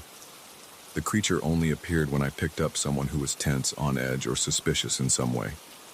A couple of times I had passengers who looked calm or happy, and I never saw the thing. But if someone climbed in looking angry or fearful, I'd see that shapeshifter. It would appear in the seat behind me in a form that matched the passenger's mood or vibe. I started expecting it. Each time I felt uneasy about a passenger, I'd glance in the mirror. Sure enough, I'd catch a glimpse of some new animal shape. And almost every time something happened that delayed or canceled that passenger's ride. One Wednesday night, a woman flagged me down outside a late-night pharmacy. She had a large bag in her hands and seemed agitated, looking over her shoulder. I asked if she was okay. She nodded and gave me an address. The moment we pulled out of the lot, I saw the creature again. It looked like a scrawny dog with matted fur and large black eyes. Its lips were pulled back, showing fangs. It made a quiet, growling sound, though I couldn't tell if my passenger heard it. She seemed more focused on her phone. Then I felt the car drift. My steering wheel felt heavier. I tried to control it, but it felt like my tires were slipping. The road wasn't wet, so I panicked. I forced the wheel to stay straight. The woman looked up and told me to be careful. I took a few slow breaths. The dog thing in the mirror opened its mouth and let out a sound that rumbled deep. I felt goosebumps. My stomach churned. My arms felt shaky. After a few long seconds, the steering returned to normal. I thought I was safe, until I reached an intersection and the car died completely. Everything shut down. Lights, engine, radio. The passenger said she couldn't be late. She jumped out and rushed across the street. I watched her vanish into the darkness. Then I tried the ignition one more time. My lights came on. Engine started. No issues at all. The creature was gone. After this kept happening, I tried to do some research. I searched online for anything about a shape-shifting presence or a strange animal figure messing with vehicles. Most results were folklore stories or fantasy tales. There was nothing that matched what I was experiencing. I thought about getting my eyes checked, but I knew I wasn't hallucinating. My heart pounded each time I saw it, and I could feel a pressure in the cab. The seats creaked sometimes, as if a solid weight sat on them. I even started leaving a small phone camera recording on the dashboard at times, but it never caught anything. The footage just showed me, my passengers, and an empty back seat. I tried telling a friend about it, another cab driver. He gave me a concerned look, then said maybe I needed more sleep. I dropped the subject. I felt alone with this problem. I started dreading picking up certain passengers. I could almost sense when they were the kind of person who would attract the creature. Sure enough, if my gut told me something was off about them, the creature showed up. Then it would cause some mechanical glitch or traffic jam or something else that forced the passenger to get out early or change their plans. Sometimes the passenger just changed their mind and canceled the trip. Every time, the shapeshifter disappeared the moment the passenger was gone. One evening, I picked up a man who was sweating and gripping a briefcase. He said he had an urgent meeting across town. I felt a heaviness the moment he got in. I glanced up. The creature was there, hunched like a giant reptile with scales and a long tail coiled around its legs. I could see its tongue flicking in and out. I heard it hiss. The passenger leaned forward and asked me to go faster. I told him I'd do my best. My hands trembled on the steering wheel. I felt short of breath. The creature moved closer to him. Its tail slid across the seat. My chest felt tight. I pressed the gas pedal harder, wanting to get this over with. Suddenly, a car in front of us slammed on its brakes. I swerved, narrowly avoiding a collision. The passenger shouted, gripping the seat. I pulled over, apologizing, my pulse racing. I expected the creature to sabotage my car again, but instead, the passenger's phone rang. He picked up, had a tense conversation, and then told me to turn around and take him back where I'd picked him up. He changed his mind about the meeting. He got out, looking angry. The second he left, the creature vanished, and I drove away with no trouble. Eventually, I started feeling less afraid and more irritated. One night, I was alone in my taxi, windows down, no passengers in sight. I spoke out loud, asking if the creature could hear me. I said I didn't understand why it was doing this. Of course, I got no response, but I felt like it was out there waiting for the next passenger to step in who triggered its interest. The final straw came on a Saturday, close to 3 a.m. My shift was almost over. A man in casual clothes waved me down. He looked anxious, scanning the area. He climbed in and asked me to drive him to a motel on the other side of town. His leg kept bouncing. He couldn't sit still. Right away, I checked the mirror. The creature was there, taking the form of a large bull. It had wide horns and dark fur. It glared at the passenger and snorted. I felt sweat beading on my forehead. My foot felt heavy on the accelerator. The passenger kept checking behind us as if he expected someone to follow him. We got on a main road and I felt a jerking sensation in my steering again. I gripped the wheel and tried to keep us moving in a straight line. The man in the back got agitated, telling me to hurry. I watched the bull shape stomp around in the seat. I heard a low rumbling noise. Then the entire taxi started shaking. My engine light flickered. I clenched my teeth. The passenger began complaining, telling me to pull over so he could walk. I tried to keep going, but the bull lowered its head, its horns almost touching the guy's shoulder. I felt like the air got thicker. Then the engine sputtered and died in the middle of the road. A car behind us honked. The passenger cursed, flung the door open, and hopped out. He slammed the door, shouted something I couldn't make out, then ran off. I sat there, muscles tight, my hand shaking on the gear shift. The bull shape was gone, and the taxi started right up again. I drove home exhausted. I parked in my usual spot, turned off the engine, and just sat there breathing. My mind was racing. I didn't want to quit my job, but this was getting too strange. I stepped out onto the street and felt the night air on my face. I glanced in the rear window. Nothing was there, just the empty back seat. But I got the sense that if I ever picked up another suspicious passenger, that creature would return. I stood there a while looking at the car, waiting to see if anything stirred. Everything stayed quiet. Now, I still drive the night shift. I keep an eye out for that presence. I've learned not to freak out when I see it. If a passenger starts acting nervous, I brace myself for the creature's appearance. It always comes, always in a different animal form. It never attacks. It just stares and waits for the right moment to mess with the ride. And every single time, the passenger ends up changing their plans or getting out before we reach the destination. I can't explain it. I don't know why it chooses certain people.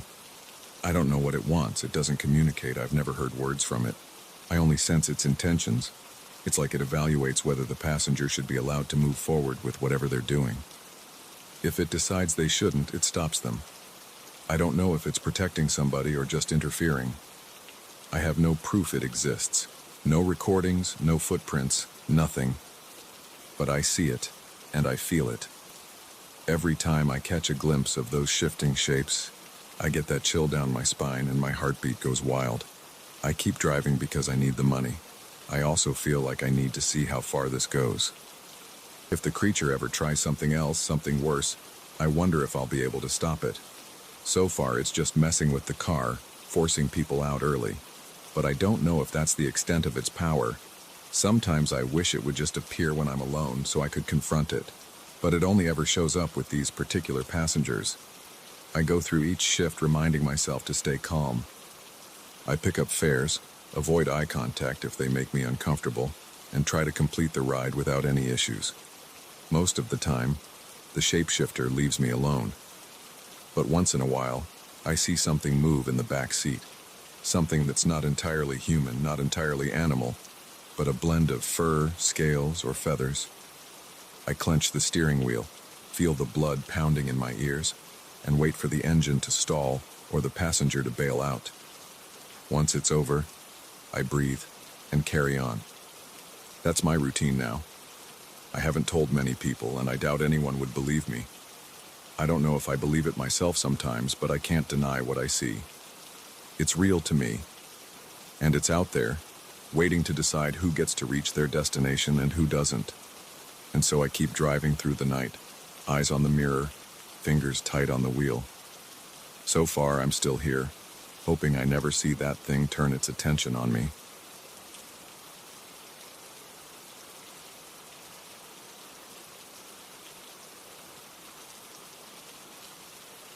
I started this job because I wanted an easy paycheck. I'm not ashamed to say it. A night guard shift at a museum sounded calm, maybe even boring. I imagined myself sipping coffee at a desk, nodding off between rounds, and occasionally shining a flashlight at a locked door. That's all I expected. Nothing prepared me for what actually happened. I still feel uneasy even thinking about it. But I need to get it off my chest, so I'll just say it straight. The portraits in that museum moved when I wasn't watching them, and they weren't just shifting for no reason. My name's Chris. I'm 35. I took the job because it had decent pay, health benefits, and it was close to my apartment. The museum itself is in a quiet neighborhood. It's a 3-story building with tall windows, white columns in the front, and a side entrance for employees. Inside, there are long halls with marble floors and these heavy wooden doors leading to different wings.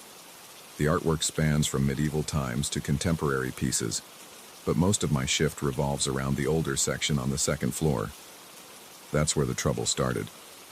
My first few nights were quiet. The routine was simple. I'd clock in at 10 p.m., take a quick tour of the museum, make sure all doors were locked, then sit in the security office and watch the cameras. Once every hour, I'd walk the same route, scanning each corridor with my flashlight. It felt normal. The only thing that got to me was the silence. At night, that place feels empty and still, except for the buzz of old light fixtures or the echo of my footsteps. After 2 nights, I knew the layout well. I knew how the hallways turned, where the paintings hung, and which corners felt darker than the rest. On my 3rd night, something changed. It wasn't dramatic at first. I remember standing in front of this old portrait of a man in a red coat. The plaque said he was some colonial figure, an explorer or a merchant. In the painting, he had a firm posture, shoulders back, one hand resting on a map, the other holding the hilt of a sword. His eyes looked forward, slightly to the right. I'd seen it 100 times by then. But that night, as I was about to turn away, I got this feeling like someone was watching me. It sounds cliché, but I swear it was real. I spun around. The portrait's eyes seemed to meet mine. I felt my breath catch. I told myself I was being paranoid and walked on, but my heart was pounding in my ears. The next night, I checked that same portrait again. This time, the man's stance looked off. I couldn't be sure if I was imagining it, but I thought his shoulders were angled a bit more toward me, like he'd moved half an inch. I leaned in close, studying the brush strokes. I didn't see any cracks or weird signs of tampering. I stepped back, shook my head, and told myself it was just my memory playing tricks. Then I moved on, feeling a chill on my arms. 2 hours later, I returned on my next round. The painting seemed normal again. The man was facing forward like before. But something else was different. Another portrait, a woman with a bonnet, stood across the room. She was supposed to be looking straight ahead. Instead, her gaze was aimed to the left. I felt my heart hammer. I approached the painting, shining my flashlight at it. The woman's painted eyes looked toward the corner of the frame. I double-checked the plaque's picture on the wall, a smaller version for reference. The printed image showed her eyes pointed forward. My stomach tightened. That was the moment I realized it wasn't just in my head. I decided not to mention it to my supervisor. I was new, and I figured nobody would believe me. So I kept it to myself for a while. I tried to ignore it, but each night more paintings changed. Sometimes a figure that was supposed to be sitting down looked like they were standing. Another time, I found a painting where the background color shifted from dark green to a dull gray. It didn't make sense. There was no sign of tampering. The security footage in the office didn't show anyone messing with them. It was just me, a bunch of locked doors, and these paintings that wouldn't stay put. After a week, the changes got bigger. I started to notice a pattern. Certain portraits were shifting toward each other. If there were 5 people in a painting, sometimes I'd see 3 of them turn toward the hallway, and 2 turned in another direction. It was like they were cooperating. The strangest part was that these figures seemed to be recreating a single scene. I recognized some gestures. A raised arm here, a pointed finger there, people in uniform standing in formation. I remembered reading something about an incident in history involving these specific figures. The details weren't fresh in my mind, but I knew I'd seen references in the plaques or maybe in some notes around the museum. Curiosity got the best of me. During my break, I used the museum's small library in the back office. It had a few books on the major art pieces. I flipped through pages until I found a reference to a collection of colonial portraits that depicted a secret meeting. That meeting supposedly sparked a dangerous event, an attempted takeover of some local council hall centuries ago. The text described how a group of merchants, officials, and soldiers gathered at night to plan an attack on the city's trade routes. It led to unrest, but the records didn't say much else. I didn't see anything mentioning injuries or casualties.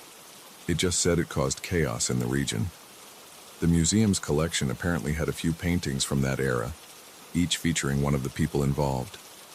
That's when I realized that each portrait I'd been watching was part of that group. It clicked in my head that maybe these figures were trying to reenact that meeting. I didn't know how or why, but everything pointed to it.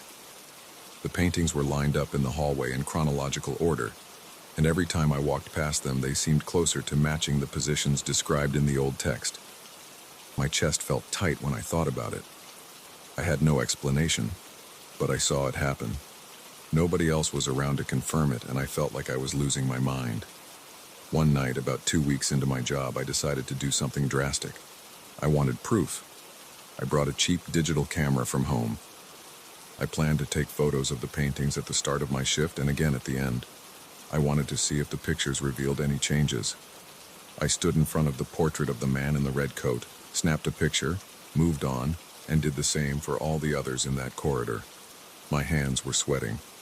I kept glancing over my shoulder, half expecting the paintings to shift right there in front of me. I felt my stomach clench each time I clicked the shutter. It was late, and the overhead lights flickered sometimes. The building's heating system would hiss and I'd jump thinking it was something else. Around 3 a.m., I pulled up the photos on the small screen of the camera. The difference was obvious in a couple of shots.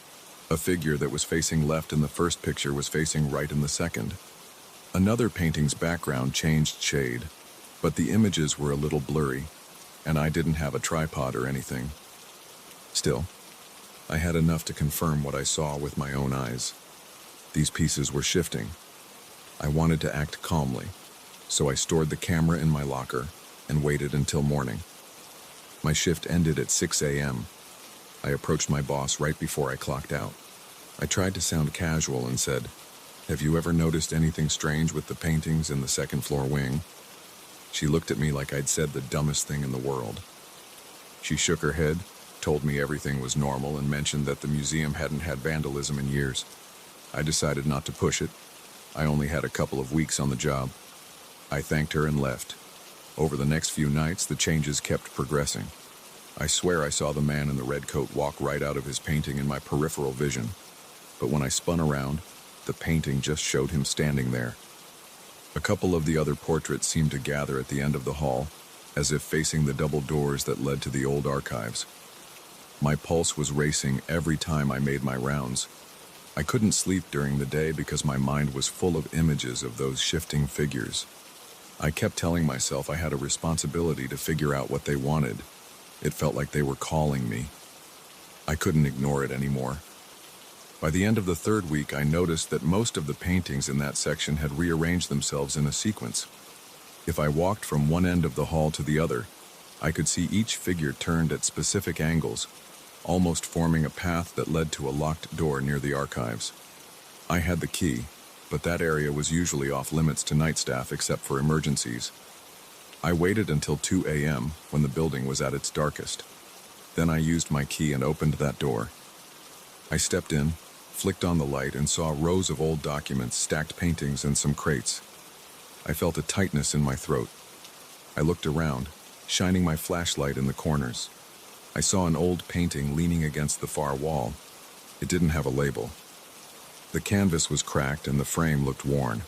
It showed a large table in some candlelit room with several people around it, including the man in the red coat, the woman in the bonnet, and a few others. They were signing a document. My heart thumped. I recognized the entire group from the hallway. The scene felt tense, like they were on the verge of something big. I heard a low, creaking sound behind me. I spun around, gripping my flashlight. Nothing moved, but I sensed something watching me. My palms were slick with sweat. My mouth felt dry. I walked over to the painting and lifted it carefully, setting it upright under the light. A date was scrawled in the bottom corner, 1762. I remembered reading that the incident in question took place in 1762. It matched. I looked closer and I saw what looked like an official seal in the center. It reminded me of a local crest from the city archives. That crest was used back then for official documents that authorized big political moves. It hit me. These portraits, these figures, were restaging that meeting in real time. My mind reeled with the possibility that they were trying to finish something they started centuries ago. The chaos from that time had left some mark on history. I knew it was serious. I just didn't know what exactly would happen if they succeeded in recreating that scene. The documents I read said their plan caused major problems in the trade sector. The city apparently fell into disarray for a while, though it didn't detail anything like violence or disasters. But it was enough to make me worry. If the figures were moving again, maybe they wanted to spark a similar event right here in the museum. I decided I couldn't just leave it alone. I had to stop them from finishing whatever they intended to do. I stayed in that archive room for the rest of my shift, guarding the painting. My heart raced each time I heard a creak or a thump in the corridors. But the painting didn't change while I watched it. As soon as dawn approached, I locked the door and returned the key. Then I clocked out without saying much. I barely slept that day. My mind kept spinning. The following night, I arrived a bit earlier. I wanted to see if the figures in the hallway had moved closer. Sure enough, a few of them were now facing the archive's door. The tension in my chest felt like a vice. I paced in front of them, shining my flashlight. I whispered, "You're not doing this." Nobody answered, obviously. But I thought I saw a flicker in the man in the red coat's eyes. I got the strangest sensation that he understood me. The hair on my arm stood up. I went to the archive room again. The painting was still there. It looked the same at first. Then I noticed small details. One of the figures in the background, a man with a stern expression, seemed to have turned his head slightly since the night before. I remembered him facing forward before, but now he angled his face toward the left. My throat went dry.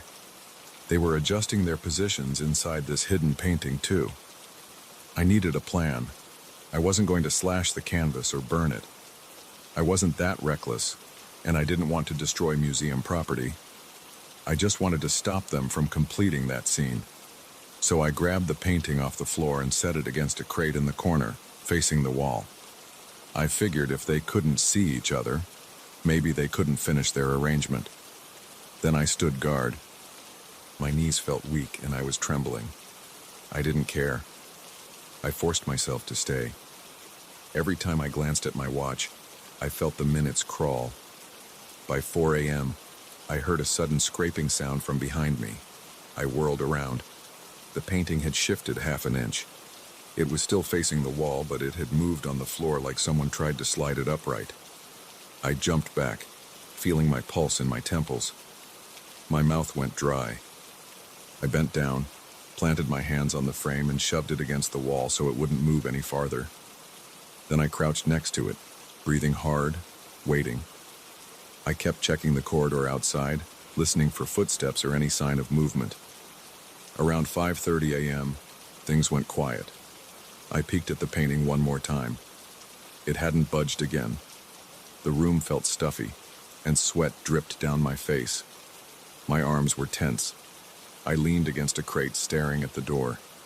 Finally, 6 a.m. came. I locked everything up, put the painting back in the same corner, and left it facing the wall. Then I clocked out. I kept this routine for the next few nights. Each night, the hallway portraits tried to align themselves, but they didn't have that final painting to complete their scene. I made sure it stayed hidden in the archives facing away. I could feel the air in that wing turn heavier each night, like something was frustrated, but I stayed on top of it. The date on my phone said it was near the end of the month, and I couldn't help but wonder if there was some significance to that. Maybe they needed to finish by a certain date. I don't have the answer, but as the nights passed without the final painting joining them, the rest of the portraits seemed to slow their movements. By the end of the month, I didn't see any new changes. Since then, it's stayed quiet. I still work here, and I still check those corridors. I haven't seen the painting shift in a while. I keep that final piece hidden, facing the wall in the archives.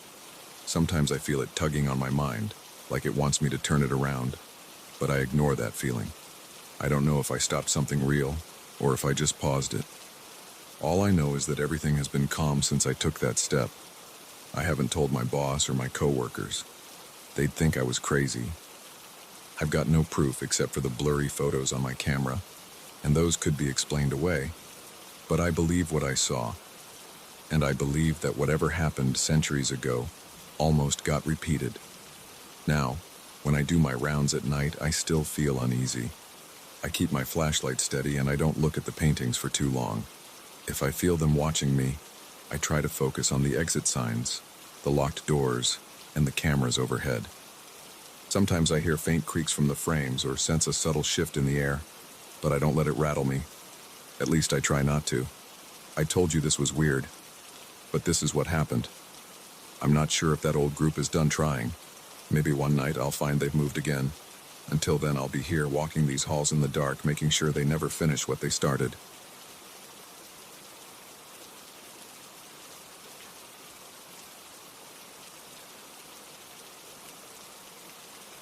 I remember the exact day it started. I was standing in the small bathroom brushing my teeth after dinner. The station's fluorescent light flickered above me, and the wind outside whipped against the thin walls.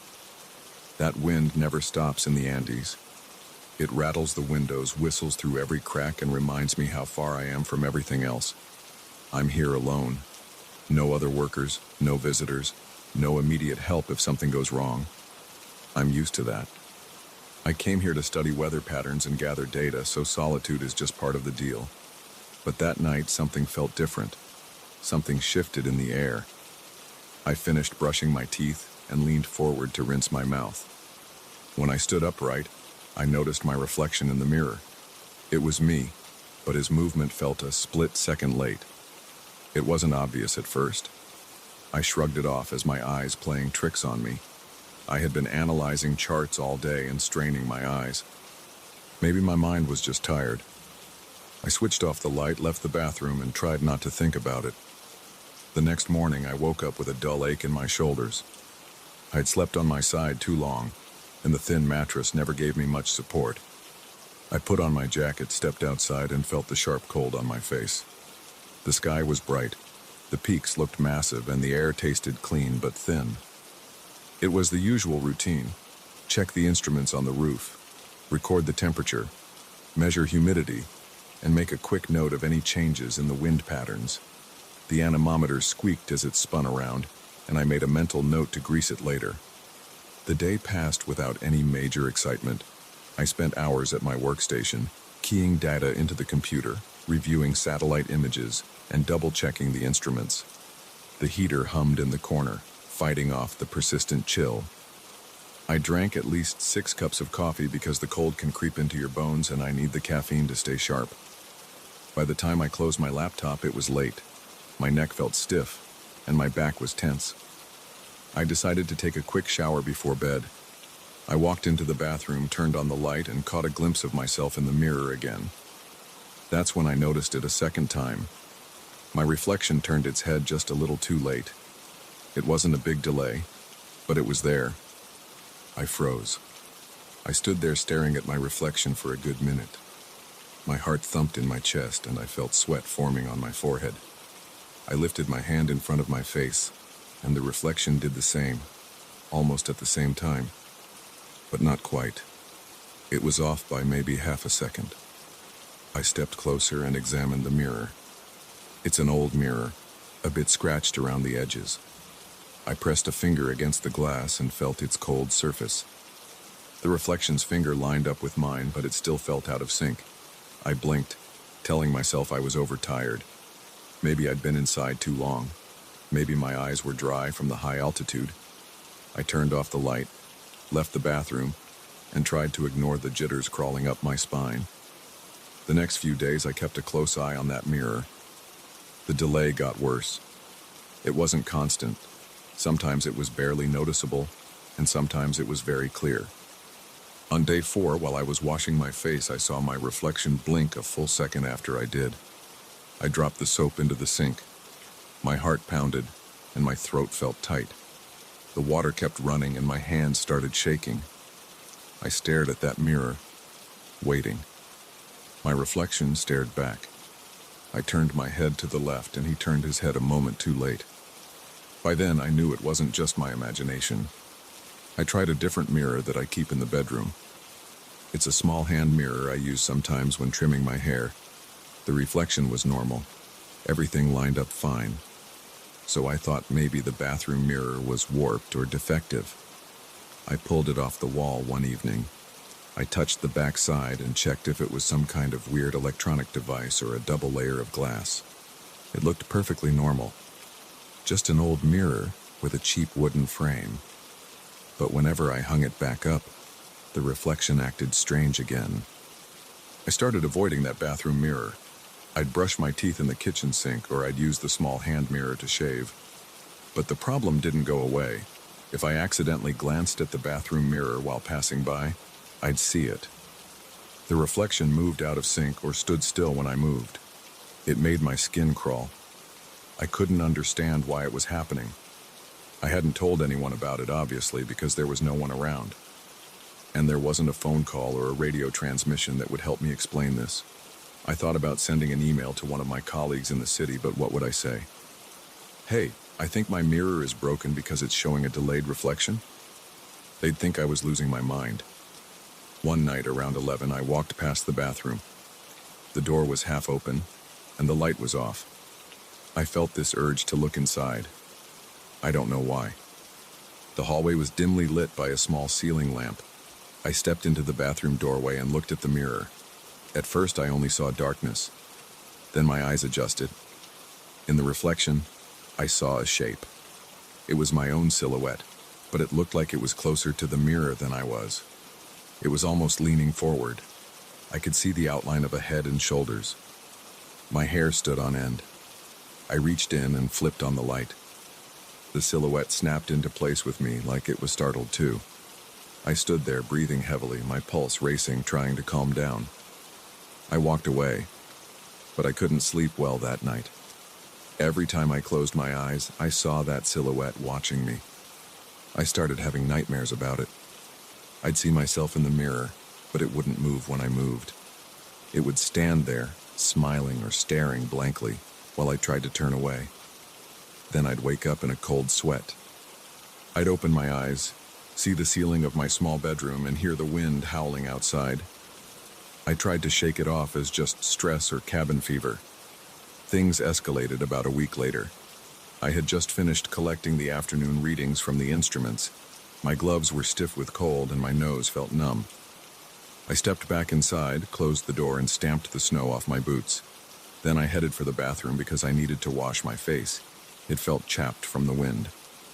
I turned the faucet handle, let the water run, and bent down to splash some on my cheeks. When I looked up, my reflection wasn't just delayed. It was doing something entirely different. I was leaning forward with water dripping from my chin, but my reflection was standing upright, staring at me with wide eyes. My breath caught in my throat. I stepped back from the sink, almost slipping on the wet floor. My reflection lifted its hand and pressed it against the mirror from its side. It looked like it was trying to reach out. I felt a chill go through me. I could see my reflection's mouth moving, but there was no sound. It looked like it was saying something, or maybe just exhaling. My heart hammered so loud I thought my chest might burst. I felt my legs shaking and my vision narrowed like I was about to faint. But I kept looking. Then the reflection pounded its fist on the inside of the mirror. I heard nothing, but I saw its desperate expression. It was terrifying. It looked like me, but it felt like another person trapped behind that glass. I stumbled backward out of the bathroom and slammed the door. My throat felt dry, and my skin felt prickly. I slid down to the floor in the hallway, trying to catch my breath. My arms were shaking, and I felt lightheaded. For the next hour, I just sat there, refusing to look at the bathroom door. My mind raced with 100 explanations, but none of them made sense. I wondered if I had a fever or if the altitude was causing hallucinations. But deep down, I knew I'd seen something real. I could feel it in my gut. That evening, I tried to distract myself by organizing my work area. I rearranged some papers, made sure the data logs were in order, and prepared a new set of charts. I didn't want to deal with the mirror, but the tension in my chest didn't go away. My thoughts kept drifting back to that reflection pounding on the glass. Around midnight, I couldn't handle it anymore. I needed to check again. I wanted to see if it was still happening or if it had been some bizarre trick of the light. So I grabbed a flashlight and approached the bathroom door. I felt sweat beading on my forehead. My palms were clammy. When I opened the door, the bathroom light was off, so I switched it on. The mirror showed me my normal reflection. I slowly moved my hand to the side, and the reflection did the same. I leaned forward, and it leaned forward. It was perfectly synchronized. I began to question everything I'd seen before. But as I was about to turn off the light, my reflection lifted its arms without me moving mine. It placed both palms on the mirror, like it was trying to push through. I froze. My own arms were down at my sides. My reflection's face was twisted with fear or desperation. I could feel my heartbeat pounding in my ears. I didn't move. I felt stuck in place, like I couldn't run or speak. Then, just as quickly, it lowered its arms and matched my stance again. It seemed like it was trying to communicate. I swallowed hard and turned off the light. I shut the door and walked back to my bedroom, my legs feeling unsteady.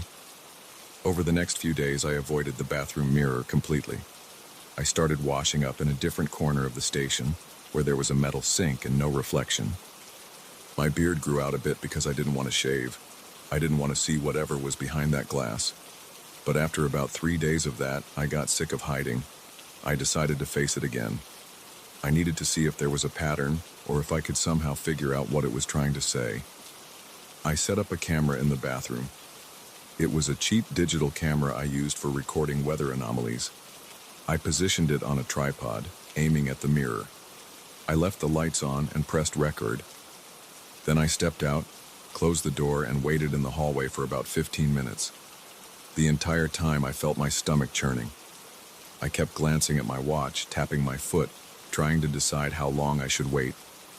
Finally, I stepped back inside, grabbed the camera, and turned it off. I connected it to my laptop to check the footage. All I saw in the video was my reflection acting perfectly normal whenever I walked into view. No weird delays, no separate movements. Just me, at least on the footage. Feeling frustrated, I decided to test it live. I went into the bathroom again, stood in front of the mirror, and pressed record on the camera. I moved my arms up and down, blinked my eyes, and even said a few words to see if anything odd happened. This time, the reflection stayed in sync. Nothing odd appeared. I checked the camera feed on the laptop again, and it looked normal. But the moment I turned the camera off, I caught a glimpse of the reflection moving its head on its own. It was so quick I almost missed it. That was enough to make me realize it wasn't going to show itself when recorded. It was like it knew. I felt my hands start to shake and my throat got tight again. A few hours later, I tried to sleep, but it was no use. I kept thinking about that reflection's face. It looked like it was in pain. It looked like it needed help, or maybe it was warning me about something. My body felt tense and I couldn't get comfortable in my bed. The blanket felt heavy, and the wind outside was louder than ever. The next day, I forced myself to look at the mirror in daylight. Sometimes the reflection would just stare at me with a concerned expression. Other times it would trace lines in the air, like it was pointing or drawing something. I tried to mimic its gestures, but I never understood the pattern. It was like a silent conversation with no clear message. Each session would leave me drenched in sweat. My heart rate spiked. I'd have to walk away and breathe deeply, trying to steady my nerves. At one point, the reflection started pressing its ear to the mirror, like it was listening for something on my side. I leaned in and did the same, curious and scared at the same time. I didn't hear anything except my own breathing and the faint hum of the station's electrical systems. Then the reflection pulled back and made a motion with its hands, like it was turning an imaginary crank. I had no idea what that meant. My hands shook while I tried to repeat the motion. It shook its head like it was frustrated. My whole body was tense. I felt a knot in my stomach. Days have passed now, and I still see it in that mirror. It's quieter when I ignore it, but if I look for more than a few seconds, it starts making these gestures again. Sometimes it looks desperate, and sometimes it looks angry or upset. I've tried searching for logical explanations, but nothing fits. I also tried covering the mirror with a towel, but I felt this strange pull to uncover it, like I couldn't just leave it hidden. Something in me wants to know what it's trying to say, even though I'm terrified every time it moves on its own. I've considered leaving the station, but I have 2 more weeks before my scheduled pickup. This place is hard to reach, and the helicopter only comes once a month. I'm stuck here. All I can do is keep collecting data, keep making my daily reports, and keep living with that mirror in the bathroom. Sometimes I feel it watching me through the door, like it can sense me even when I'm not in front of it. I still don't have answers. I sleep with the light on most nights now. My appetite is shot and I feel nervous all the time. But as far as I can tell, that reflection hasn't tried to harm me. It looks like it wants to communicate. I've tried talking to it. I've tried writing on a piece of paper. I've tried everything I can think of. But it keeps making those strange gestures. I keep thinking maybe it's warning me of some weather disaster, or maybe it's just stuck in another place. Either way, I can't do much but wait for my pickup date and hope I'm not losing my mind. That's all I can say for now. This is exactly what happened.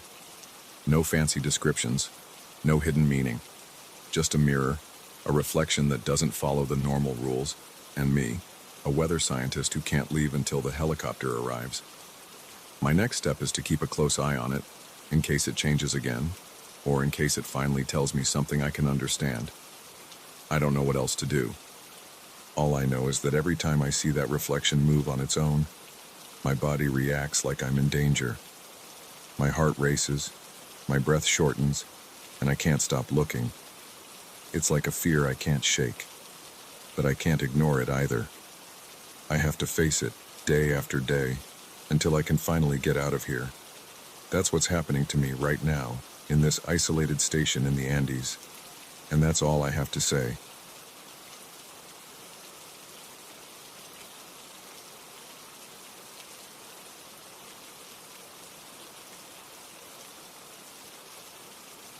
I got that Victorian dresser at a small auction outside the city.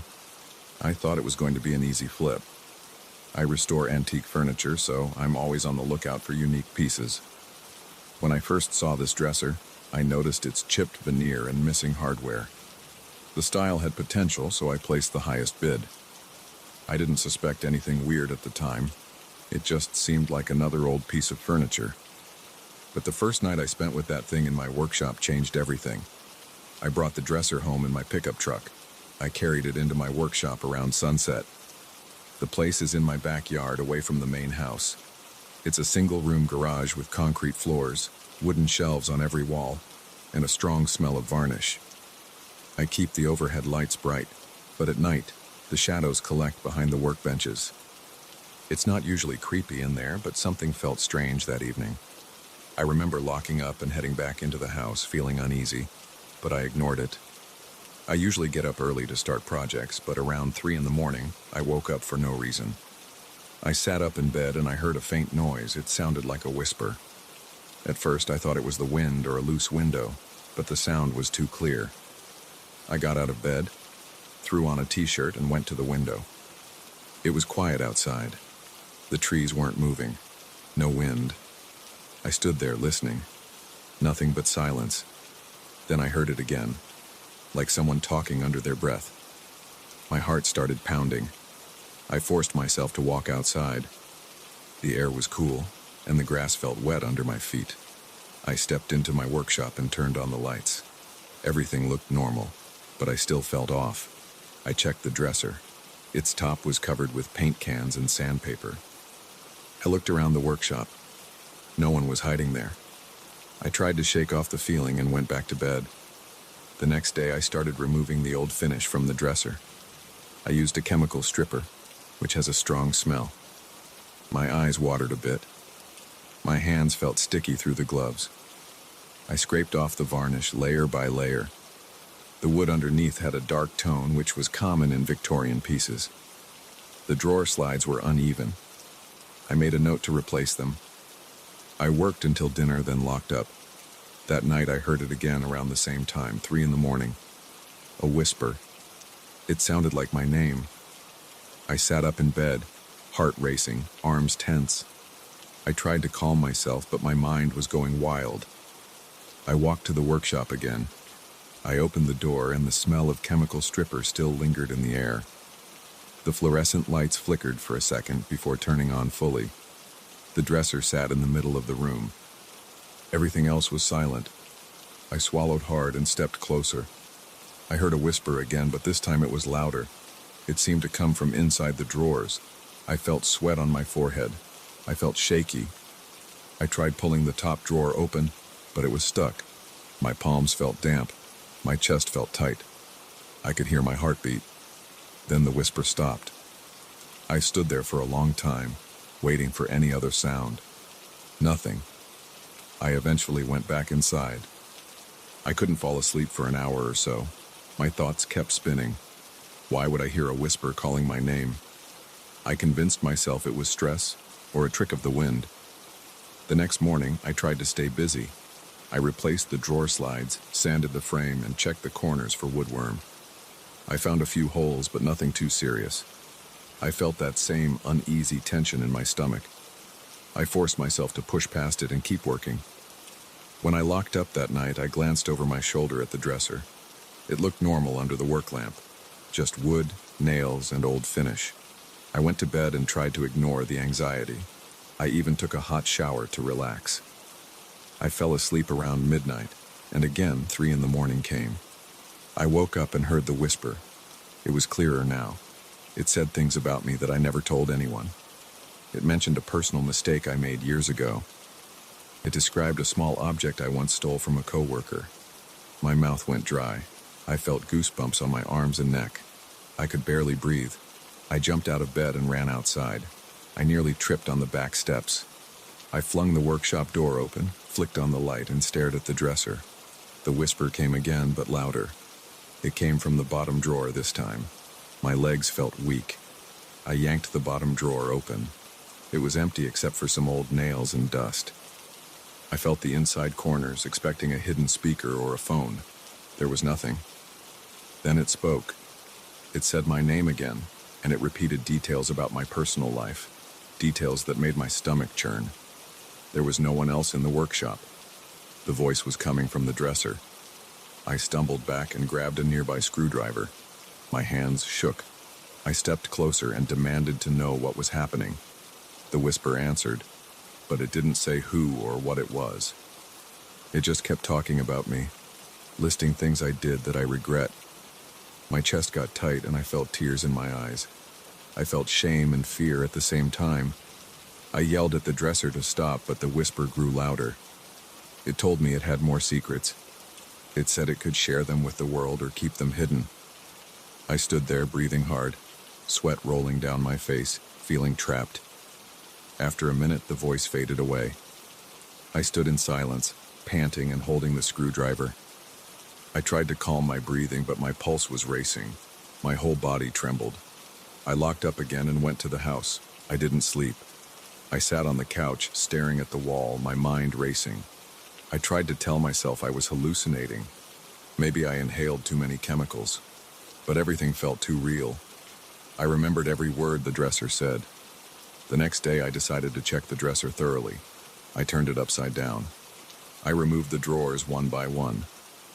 I checked for hidden compartments, modern electronics, or anything that could produce a sound. I found old wood, nails, screws that had turned black with age, and some splinters. Nothing unusual. I tapped every inch of the wood. It was solid. There was no device inside. I started to feel sick to my stomach. I had no logical explanation. I thought about returning the dresser to the auction house, but I knew they wouldn't take it back without a valid reason. Telling them it whispered secrets to me would make me look crazy. I paced around my workshop, fighting with my thoughts.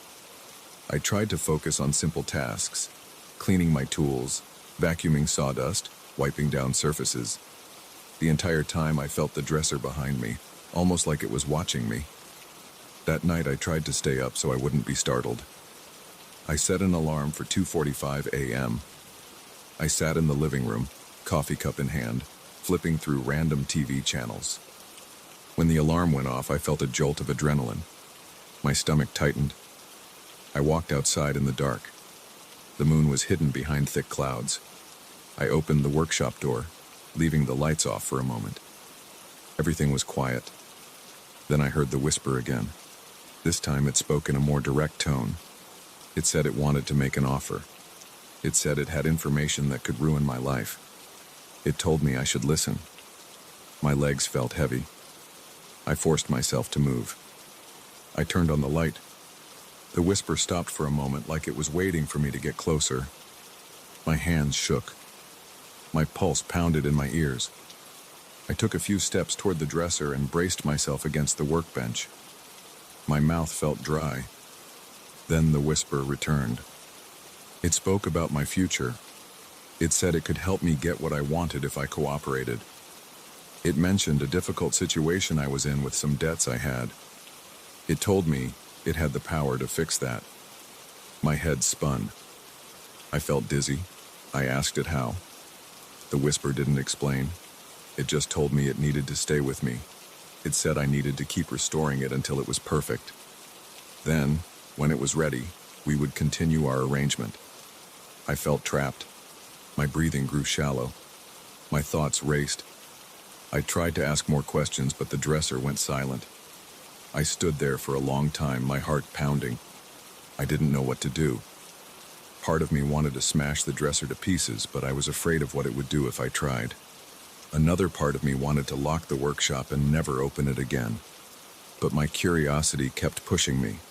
I wanted to know how this was possible. The following day, I sanded the dresser. The old layers of finish came off under the rough sandpaper. I replaced the missing hardware with replicas I'd ordered. While I worked, I felt uneasy. My hands were sweaty and my neck felt stiff. Every so often, I would glance at the dresser, half expecting it to whisper while I was working. But it remained silent during the day. By the evening, I'd made progress. The wood felt smooth, and the new hardware fit snugly. I told myself I was just finishing a job. At night, the whisper returned. It asked if I was ready to strike a deal. I tried to keep my voice steady, but I could hear myself trembling when I spoke. I asked what the dresser wanted. It repeated that it needed a complete restoration. It wanted to be polished, fixed, and kept safe. It said if I did that, it would keep my secrets hidden. It would also help me deal with my financial problems by guiding me to certain opportunities. I had no idea what that meant, but the dresser sounded convinced it could do it. My head hurt. I felt a stinging behind my eyes. I wanted to laugh at the absurdity, but I couldn't. I was too freaked out. I felt my hands shaking. The dresser started listing more secrets from my past. My chest tightened. I asked it to stop. It told me that if I refused to help it, the secrets would come out. It said everyone would know what I'd done. My whole life would unravel. I could barely breathe. I felt cornered. I found myself nodding without thinking. I just wanted it to be quiet. The whisper subsided. Over the next week, I spent every day restoring the dresser. I replaced old screws. I reinforced weak joints with wood glue. I fixed some cracks and chips with wood filler. I stained the wood with a dark mahogany finish. It smelled strong, but I wore a mask. At night, I waited for the whisper. It came every time. It watched my progress. It reminded me of my part of the deal. It said it was almost ready. I asked for details, but the dresser only repeated that I should trust it. My stomach was in knots every day. I dreaded the nights, but I kept working. When I finally applied the final coat of varnish, the wood gleamed under the workshop lights. I felt relief, but also dread. I wondered what would happen next. That night, I stood in front of the dresser and waited. The whisper started softly. It thanked me for restoring it. I could barely believe I was having a conversation with a piece of furniture. My hands were clammy. My mouth was dry. I asked about the help it promised me. The whisper said it would guide me soon, and that my secrets would remain hidden as long as I kept the dresser close. I felt my body relax a little, but I was still tense. I had no idea how it would help me. I also knew I couldn't sell it now. I left the workshop, closed the door, and went back to bed. I was exhausted. I had been sleeping in fragments for days. My mind wouldn't stop racing, but eventually I drifted off. In the morning, I walked back into the workshop. The dresser looked different now. It was polished and elegant. I touched the wood surface. It felt smooth and cool. I thought about the deal I made. I wasn't sure if I believed it, but I knew something unnatural was happening. I haven't told anyone about the dresser. I keep it in my workshop locked up when I'm not there. The whisper comes to me at night, sometimes telling me things about upcoming events or warning me about certain choices. I feel trapped in this twisted agreement, but I also feel stuck with it. My secrets remain a constant weight, and the dresser knows every single one of them. At this point, I'm just living day by day. I plan to keep my mouth shut and follow instructions when the dresser speaks. Sometimes I stand there thinking about smashing it, but I freeze. I worry about what it would do. I don't have a better option. The dresser and I have a bond now. It's not friendly. It's more like a forced partnership. Every night I listen for that whisper. I wait for it to tell me what to do next. I still feel fear each time it speaks. I don't know how this story ends, but I know I can't walk away without risking everything I've worked for. So I wake up, restore other furniture, and maintain this piece like it's the most valuable thing in my collection. I try to ignore the knot in my stomach. I try to steady my hands. But I'm always on edge, waiting to hear my name in the silence of the workshop. And it always comes. The whispers are part of my life now, and I don't see any easy way out.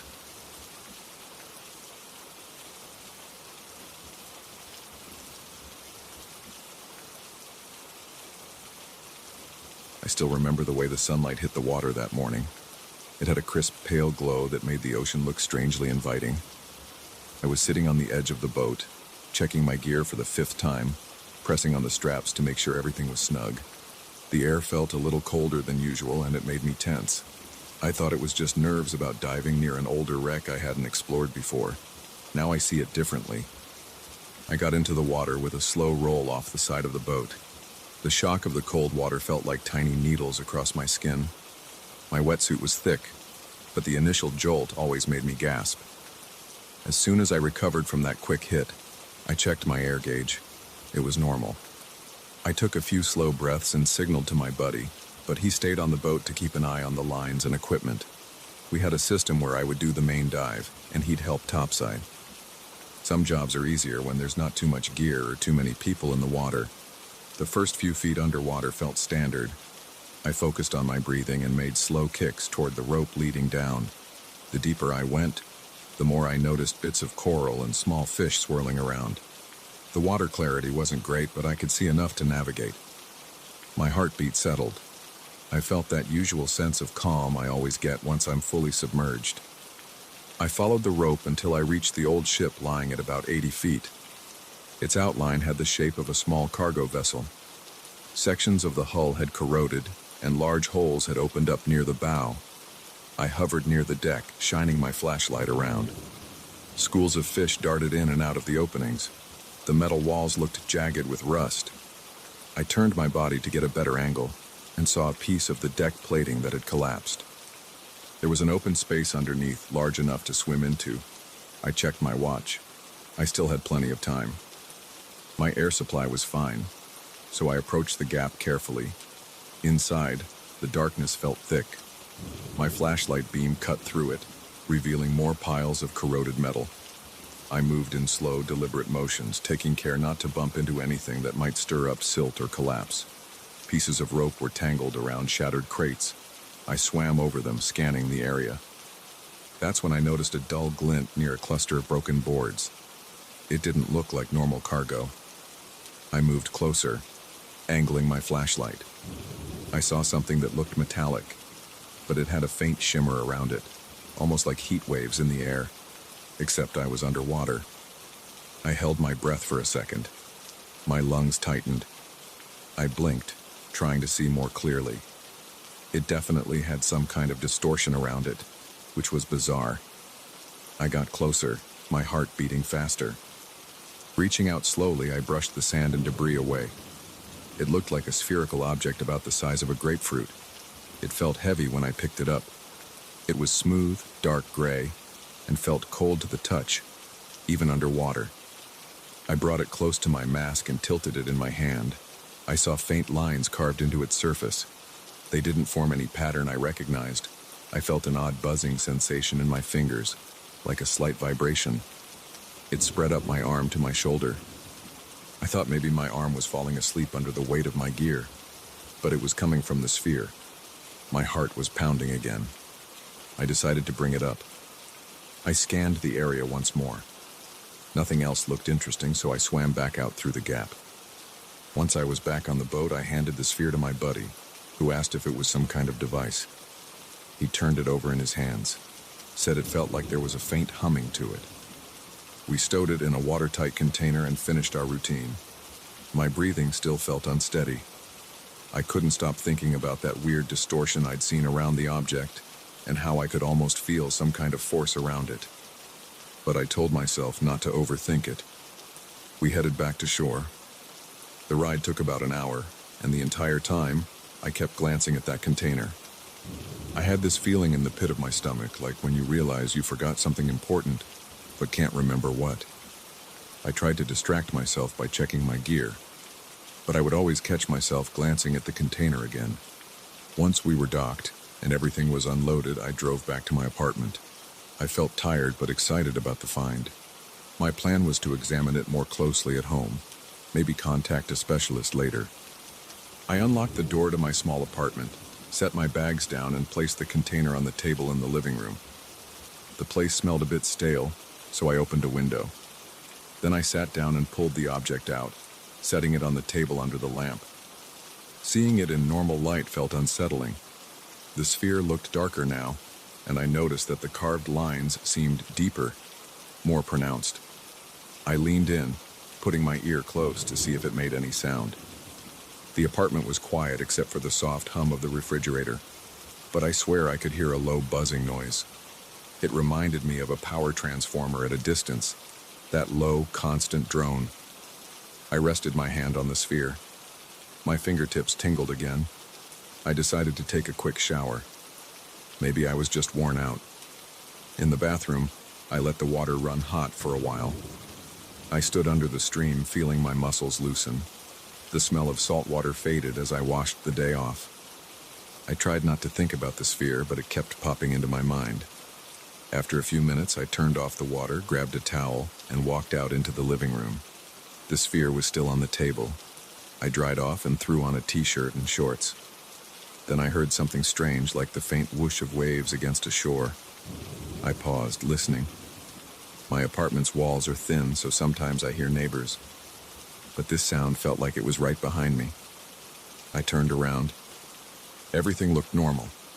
The lamp was on, the windows were closed, and the overhead light in the kitchen was off. No sign of water, no sign of waves. I shook my head and tried to ignore it. That night I had trouble sleeping. I kept hearing soft splashing sounds when I closed my eyes. It felt like I was still diving. My body twitched a few times as I drifted in and out of shallow sleep. Around 3 a.m, I gave up on rest and sat up, looking around the dark room. My heart was beating fast. I flicked on the bedside lamp. Nothing looked unusual, but my mouth felt dry. I got up to get a glass of water. Walking through the hallway, I felt a chill on my legs. The air felt cold and damp. I looked down, half expecting to see water up to my ankles, but the carpet was dry. I grabbed some water from the kitchen tap, took a few gulps, and tried to calm myself. I went back to bed. This time, I forced myself to sleep. I didn't wake up until about 10 in the morning. When I woke, my head felt foggy. I had that sensation you get when you've overslept. I dragged myself to the kitchen to make coffee. Then I glanced at the living room, where the sphere still sat on the table. It looked unchanged, but I couldn't help feeling like it was watching me, which made no sense. I tried to brush off the thought. I went about my day, checking emails and returning a few calls about the dive. I told a friend about the sphere, but I left out the weird parts. I just said it was some old artifact. By late afternoon, I felt a strong urge to look at it again. I walked over, picked it up, and felt that tingling sensation. My arms tensed. My throat felt tight. Then I heard that faint wave sound again, like water sloshing in a metal tub. I turned around quickly. My living room looked the same, but I couldn't shake the feeling of being underwater. I set the sphere down, then I noticed something near the window. The glass looked wet, as if condensation had formed on the inside. Small rivulets ran down the pane. I leaned in and touched it. My fingers came away damp. My first thought was that maybe I had left the window slightly open, but it was shut tight. I wiped the glass with a towel and watched the streaks reappear almost immediately. It made my stomach lurch. The temperature in the apartment felt cooler than normal. The hair on my arm stood up. I backed away and tried to distract myself by tidying up. Over the next few hours, I kept hearing little gurgling sounds like water rising in pipes. Once or twice, I thought I saw the walls ripple, but whenever I turned on a light or got closer, the effect was gone. My heart would pound each time, and I would feel a rush of adrenaline. The feeling would pass, but it would leave me shaky. I started turning on the TV just to drown out the silence. That evening, I ordered takeout because I didn't feel like cooking. While I waited, I sat in the living room staring at the sphere. At one point, I thought the carved lines on it were glowing faintly. I got up to turn on an overhead light. When I looked again, the lines were dark. My phone buzzed, letting me know the delivery driver was outside. I hurried to the door, opened it, and grabbed the food. I used that moment to step outside for a second. The hallway felt normal. No weird sounds, no dampness, no odd buzzing. Back inside, though, the air smelled musty. I put the food on the kitchen counter, opened the container, and started eating. Halfway through, I glanced toward the living room. For a split second, it looked like water was seeping from under the table. My heart jumped. I stood up, walked over, and turned on every light I could. The floor was dry. My reflection in the TV screen looked tense, shoulders hunched. I forced myself to keep breathing slowly. Later that night, I tried to relax on the couch, watch a movie, and ignore the sphere. My body felt restless. My legs kept bouncing. I paused the movie halfway through and went to the bathroom. When I flicked the light on, I saw a thin layer of water on the tiles, not enough to splash, but enough to make the floor glisten. It reflected the bright overhead light. I froze. My pulse throbbed in my neck. I reached down, touched it. My fingers came back wet. I stood and looked at the sink, the toilet, the shower. Nothing appeared to be leaking. My ears picked up a low bubbling sound, like the noise you get when water is slowly draining. I went to the living room to grab towels. As soon as I stepped out of the bathroom, I heard the sound fade. By the time I came back with towels, the floor was dry again, not even a hint of moisture. I stared at the tiles, my skin prickling. I dropped the towels on the floor and pressed one into the tiles. It stayed dry. I wanted to shout. I felt confused and unsteady. My thoughts started racing. Am I hallucinating? Did that just happen? I finally decided to lock the sphere in a closet. I put it in a shoebox, then placed that box inside a plastic storage bin in my bedroom closet. I tried to make sure no light or air could get to it. I don't even know why. It just felt like something I needed to do. Maybe if I hid it away, these weird things would stop. I went back to the living room and sat down. It felt quieter, but not peaceful, more like the pause before a thunderstorm. I must have dozed off. Around 2 in the morning, I jerked awake. My skin was cold. The couch felt damp against my bare arms. I sat up and realized there was a thin layer of water covering the floor.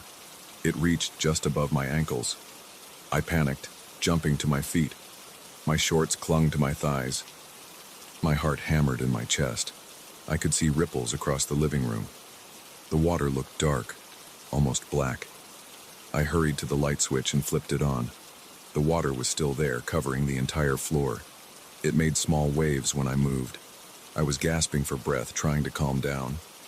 I sloshed across the room toward the front door, but when I opened it, everything outside looked normal. My hallway was dry. My neighbor's door was closed.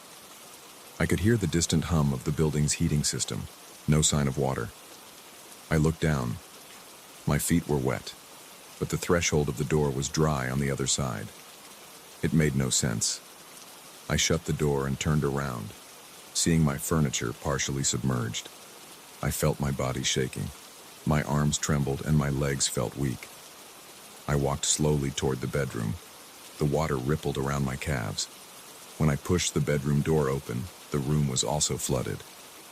My bed was half underwater, the mattress soaked. I saw the closet door was ajar. The plastic bin I'd put the sphere in was bobbing against the wall. My chest tightened, and I felt dizzy. I forced myself to move forward, stumbling a bit as I tried to reach the bin. Each step felt heavier, like the water was thick. I bent down and grabbed the bin, yanking the lid open. The shoebox was inside, but it was soaked through. I pulled it out, half expecting the sphere to be gone, but it was still there, glistening under the dim lamplight. I picked it up, my hands shaking. It felt heavier than before. The carvings were more defined, and I could feel that buzzing in my arms, stronger now. I stood there clutching the sphere, water up to my knees in my own bedroom. My breaths came in ragged bursts. My ears buzzed, and I could hear my heart thudding. I looked around, trying to make sense of it. Then the overhead light flickered. A low hum filled the air. I thought it might be an electrical short from all the water.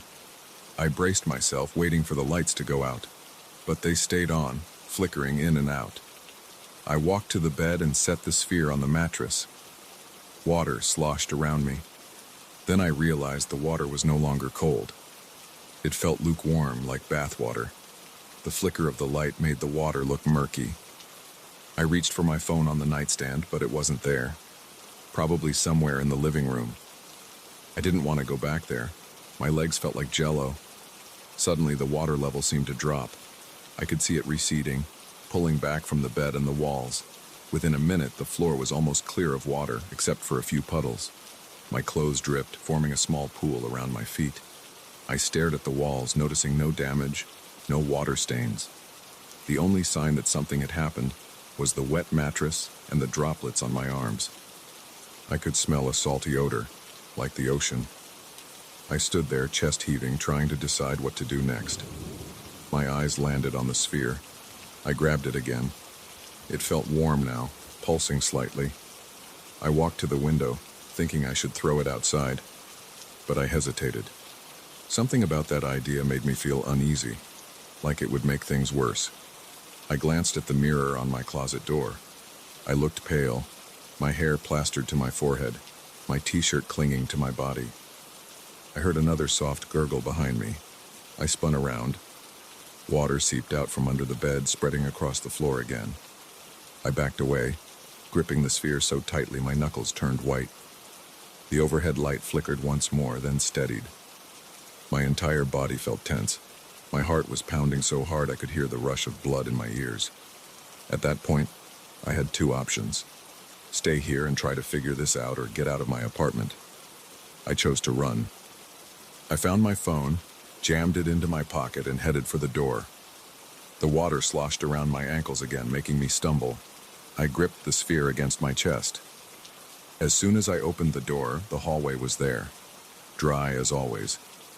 The second I stepped over the threshold, I felt the water in my apartment vanish behind me.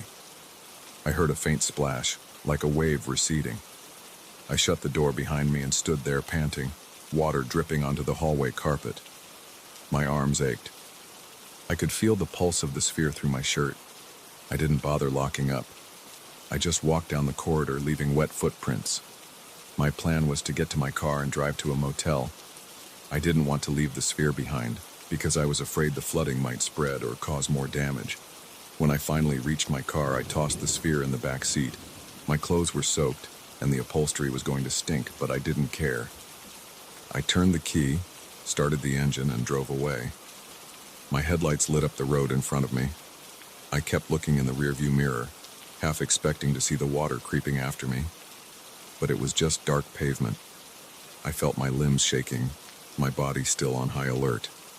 My throat was dry and my heart wouldn't slow down. I clenched the wheel, taking shallow breaths. The sphere sat silent in the back seat. I couldn't hear it buzzing anymore, but I sensed it. It made the hairs on my neck stand up. I haven't decided what to do next. I'm telling this as plainly as I can. My place was filling with water that vanished a moment later. I saw it with my own eyes. I felt it around my ankles, my knees. I heard it sloshing, and I smelled the salt. That's the situation. I'm sitting in my car now, outside a cheap motel. I'm still wearing damp clothes, and I'm staring at that sphere in the back seat. My gut is twisted in knots. I don't know if sleeping here will help, but I'm pretty sure I won't get much rest. That's the full story so far. It all started with that dive, with me finding that sphere in a sunken ship. Now I'm seeing water where it shouldn't be. I'm hearing waves in my own apartment. I feel like I'm losing my mind, but the physical evidence, my wet clothes, the salt smell, the damp couch, tells me this is happening. I'm going to figure out what this thing is and why it's messing with me. But for now, I just need a few hours to catch my breath and try not to freak out.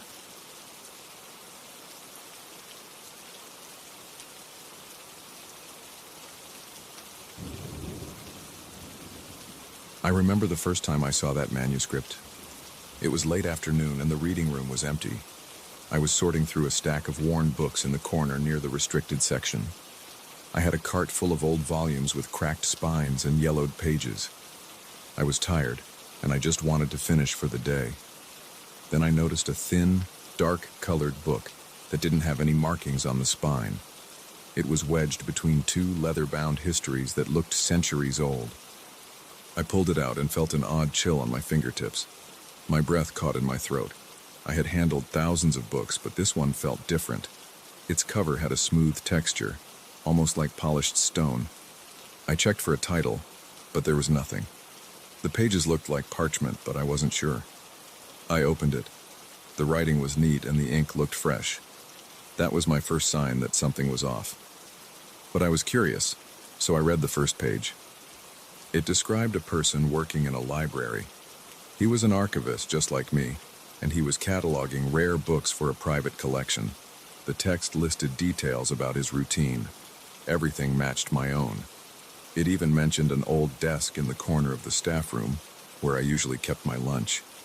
My stomach tightened, but I told myself it had to be a coincidence. I kept reading until I realized I was almost done with the entire text. Then I noticed a slight headache, like a dull pressure at my temples. The words started to look blurry. I blinked a few times and decided to stop. I placed the manuscript on top of my cart and pushed it back to my office. In my office, I set it on my desk and flipped through a few pages again. The text looked different from what I remembered reading moments ago. At first I thought maybe I was too tired or I'd lost my place, but I recognized small changes. A sentence on the second page now said something about a noise in the hallway.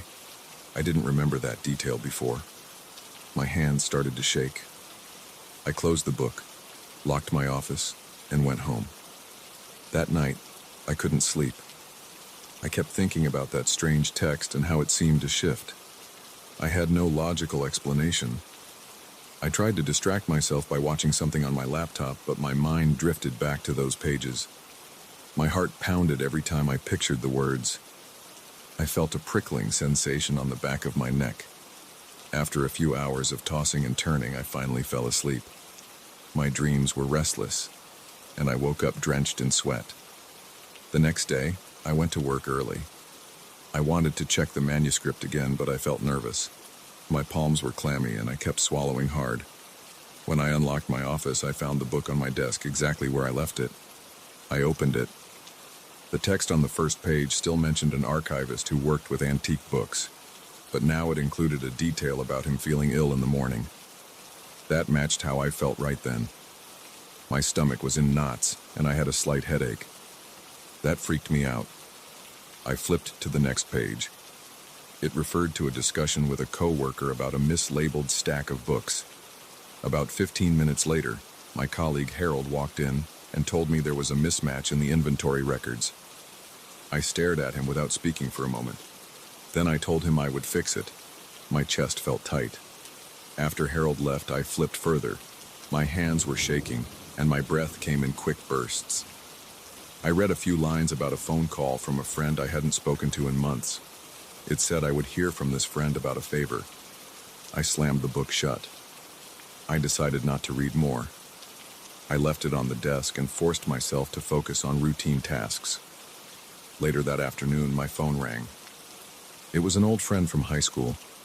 He asked if I could help him move some furniture over the weekend. He sounded apologetic about calling out of the blue. I agreed, but my voice was shaky. I stood there for a while with my phone in my hand, staring at the locked door of my office. I felt a deep sense of unease in my chest. My heart fluttered. The manuscript was describing events in my life before they happened. My mouth went dry. I needed a glass of water, so I left my office again and went to the break room. My legs felt unsteady. I leaned on the counter, gulped some water, and tried to calm down. A wave of anxiety washed over me, and I thought I might vomit, but I held it in. I just kept thinking about what I had read and how it kept coming true. That evening, I tried to convince myself to leave the manuscript at work and ignore it, but I felt drawn to it. Part of me was afraid of what else it might say, yet I couldn't help my curiosity. I walked back into my office and lifted the book off my desk. It felt heavier in my hands, as if it had absorbed something from the air. My knees felt weak. I decided to take it home, which might have been a mistake. I didn't want anyone else stumbling on it. I also wanted to see if it would continue changing outside the library. I locked the main doors, got in my car, and placed the manuscript on the passenger seat. The drive home was tense. I kept glancing at it, half expecting it to open on its own. My mind raced with questions. I wondered who wrote it, how it worked, and why it focused on me. The roads were dark and almost empty. My hands gripped the steering wheel so hard my knuckles felt numb. Finally, I made it home. I rushed up the stairs to my apartment and tossed the manuscript on the kitchen table. I stared at it for a while. It looked harmless, but I knew it wasn't.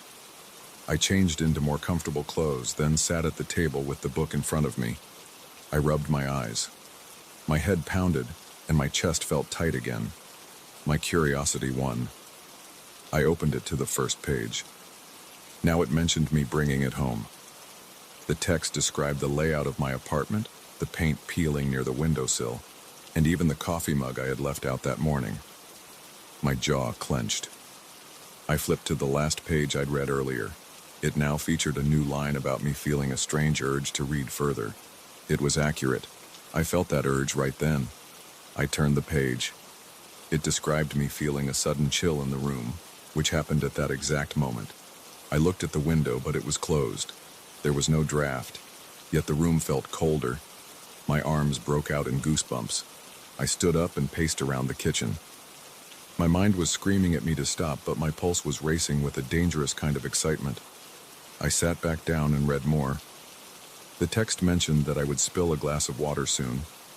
A few minutes later, I reached for my water bottle, knocked it over, and soaked a stack of papers on the table.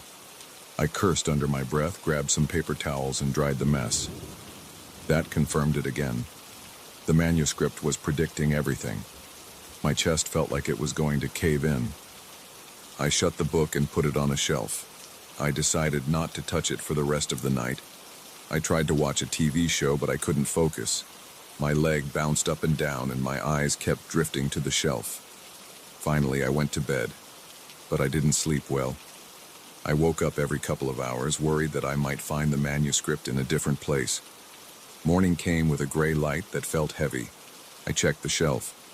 The book hadn't moved. I felt a bit of relief. I got dressed, made some coffee, and tried to act normal. But my stomach was tight and my hands trembled. I packed the manuscript in my bag and headed to work. I thought about throwing it in a dumpster, but I couldn't bring myself to do it. It felt risky, like I might be making something worse happen. At the library, I locked it in a cabinet. I told myself I would leave it there and not open it for the rest of the day. But around lunchtime, my chest felt so tight that I could hardly breathe. My thoughts kept returning to it, telling me to check if it had updated again. Finally, I gave in. My heart pounded as I unlocked the cabinet and took out the book. I flipped through the pages, seeing if anything had changed. It had. It mentioned my plan to lock it away, my growing anxiety, and my return at lunchtime. It even said I would read about an upcoming visitor to the library who would ask for a rare document. I heard footsteps outside my office, and a stranger knocked on my door. He asked if we had a record from the 1800s about local property lines. I told him I'd check. He thanked me and left. By now I felt lightheaded. I realized that each time I read the manuscript, my real world shifted to match it. But there was more than that. Little details started changing around me. My desk chair had a rip in the fabric that I didn't remember. A portrait in the hallway was gone, replaced by a different painting. Harold mentioned a detail about the library budget that I'd never heard of. I felt trapped in this new version of my life. I started to panic. My hands felt clammy and my mouth was dry. I couldn't think straight. I wondered if destroying the manuscript would stop these changes. But what if it made everything worse? I sat at my desk, staring at the closed book. I was afraid to look at it again, but I feared ignoring it as well. After a few minutes, I decided to test something. I opened the book just enough to read a single sentence. It said I would drop my keychain in the hallway and not notice until someone returned it. I snapped the book shut, rushed out of my office, and headed to the break room. My keychain fell out of my pocket on the way, but I didn't realize it. 5 minutes later, Harold came in holding my keys. He said he found them near a cart of returns. My stomach twisted. The manuscript's control seemed absolute. At that point, I felt a surge of anger. My heartbeat thundered, and my breathing came in sharp gasps. I took the book and carried it down to the library's basement. I found an empty storage room with concrete walls and no windows. I locked the door behind me, turned on a single overhead light, and put the manuscript on a dusty table. My hands were sweaty. I felt my shoulders tense. I flipped open to the first blank page at the back. I wanted to see if I could alter it. I grabbed a pen and wrote, "I will leave this room and forget about the book forever." Nothing happened. The words didn't move or disappear. I flipped back to the earlier pages, and they still described what had happened to me. I didn't see any new line about my attempt. My phone buzzed in my pocket and I nearly jumped. I checked it. Harold was calling to ask why the basement door was locked. He needed to get to a supply closet. My face felt hot. I told him I'd be right there. I closed the book, left it on the table, and walked out. I unlocked the door and Harold gave me a strange look, but he didn't ask any questions. The entire time, my heart thumped so hard I felt a headache coming on. Now I keep thinking about the changes in my surroundings. Certain items in the library appear different every day. I spot details I can't explain, like a painting that looks new, but has a plaque saying it's been there since before I was hired. My coworker Linda mentioned a training session I don't remember. When I checked my email, there was a thread about it. My name was on the attendee list. I had no memory of going. It's like my life is being rewritten piece by piece. I haven't opened the manuscript again, but I feel its presence in the basement. Every few hours I sense a tug in my chest, like I should go read it. I fight that urge. I keep hoping these changes will stop, but they haven't. The world around me keeps shifting in small ways and I can't prove anything to anyone. They look at me like I'm losing it. I've avoided telling them the full story. It sounds insane, but I know it's real. I can see it in the everyday details that keep warping. It's all because of that manuscript. And now I don't know if it's safer to read it or avoid it. I'm not sure how long I can stand this uncertainty. Each day I check the basement door to make sure it's still locked. It always is, but I feel a pull to unlock it and open the book again. I don't know if I'll be able to resist forever.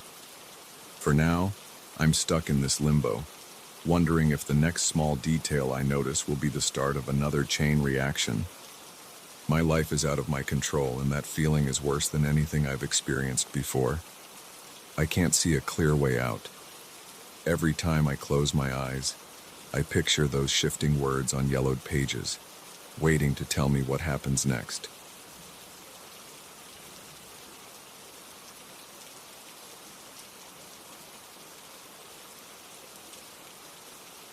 I still remember how my pulse sped up the first time I unlocked the front door of that old farmhouse. The paint on the walls looked dry and cracked, and the wooden floors gave off a dull creak every few steps. My car was parked outside on a gravel driveway, and the only other sounds I heard were the distant hum of insects and the shuffle of tree branches in the evening breeze. I carried my suitcase into the living room and set it down near a fireplace filled with cold ashes. I felt a slight sense of thrill as I realized this would be my place for the next few months. I wanted solitude, and I thought this place would let me focus on my next book. I had no idea I'd end up dealing with something more intense than writer's block. When I first walked around the house, I noticed the chipped window frames and the faint smell of must lingering in the hallway. The furniture came with the property: a few dusty chairs, a large oak desk, a narrow bed in the upstairs bedroom, and a small round table in the corner of the living room. The realtor had told me this was a historic place. She said that a group of artists and writers used to gather here long ago, but she never mentioned anything about them still being around in any form. She just said it with a polite smile and handed me the keys. That first night, I set up my laptop on the oak desk and tried to write a few paragraphs of my new manuscript. My story felt dull, and I couldn't lock onto a real rhythm. I got annoyed at myself, so I decided to explore the house more. I stood in front of the mantel above the fireplace and traced my fingers across a few scratches in the wood. They looked like someone had carved letters there, but they were so faded I couldn't read them. I heard the floor creak behind me, and I spun around fast. No one was there. I went upstairs and checked the single bedroom. The walls were a pale green, and an old wardrobe sat near the window. I dragged my feet over to it and found it empty. A slight draft came in from the edges of the window. It made the curtains flutter a bit. I felt uneasy, like someone was watching me, but I kept telling myself it was just the new environment. I was alone in a big place at night. I tried to ignore my nerves, sat on the bed, and typed a few more words on my laptop. Then I heard something. It sounded like a faint voice downstairs, but I couldn't make out the words. I closed my laptop, stood up, and walked to the staircase. I didn't see anything. The living room lights were still on, and the fireplace looked the same. I walked around for a minute, then decided to go to bed early. The next day, I woke up around 6 in the morning. I made some coffee using the small kitchen that was attached to the back of the house. The stove was old, but it worked. The place felt less eerie in daylight, and I spent most of the morning cleaning.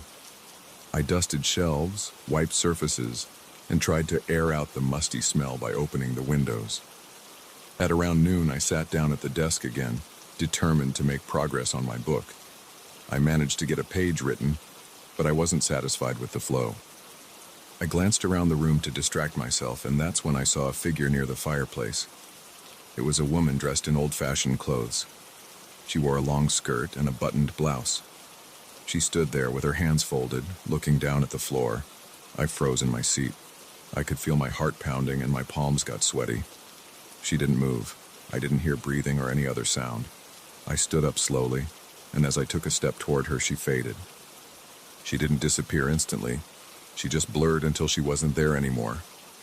I felt cold sweat on my forehead. I checked the time on my phone to make sure I wasn't dreaming. It was just after noon, and I was wide awake. I tried to make sense of what I had seen. It hadn't felt like a daydream. I walked to the spot near the fireplace, pressed my hand against the wall, and looked around. There were no hidden projectors, no mirrors, no signs of any trick. It just felt normal, except I knew what I'd witnessed. My hands were still shaking, so I went outside to catch my breath. The fresh air helped me calm down. I noticed the house from the outside had a sagging roof near the back. Some of the shutters were missing. It looked like an old shell, but it didn't seem haunted at first glance. Yet something was there. I went back inside after a few minutes. I didn't see anything else that day, but I felt the tension in my shoulders. That night, I returned to my desk. I kept writing, but I couldn't ignore the memory of that figure. Around 9 p.m., I stood up to stretch. I heard faint music coming from the far corner of the living room. It sounded like a piano melody, soft and slow.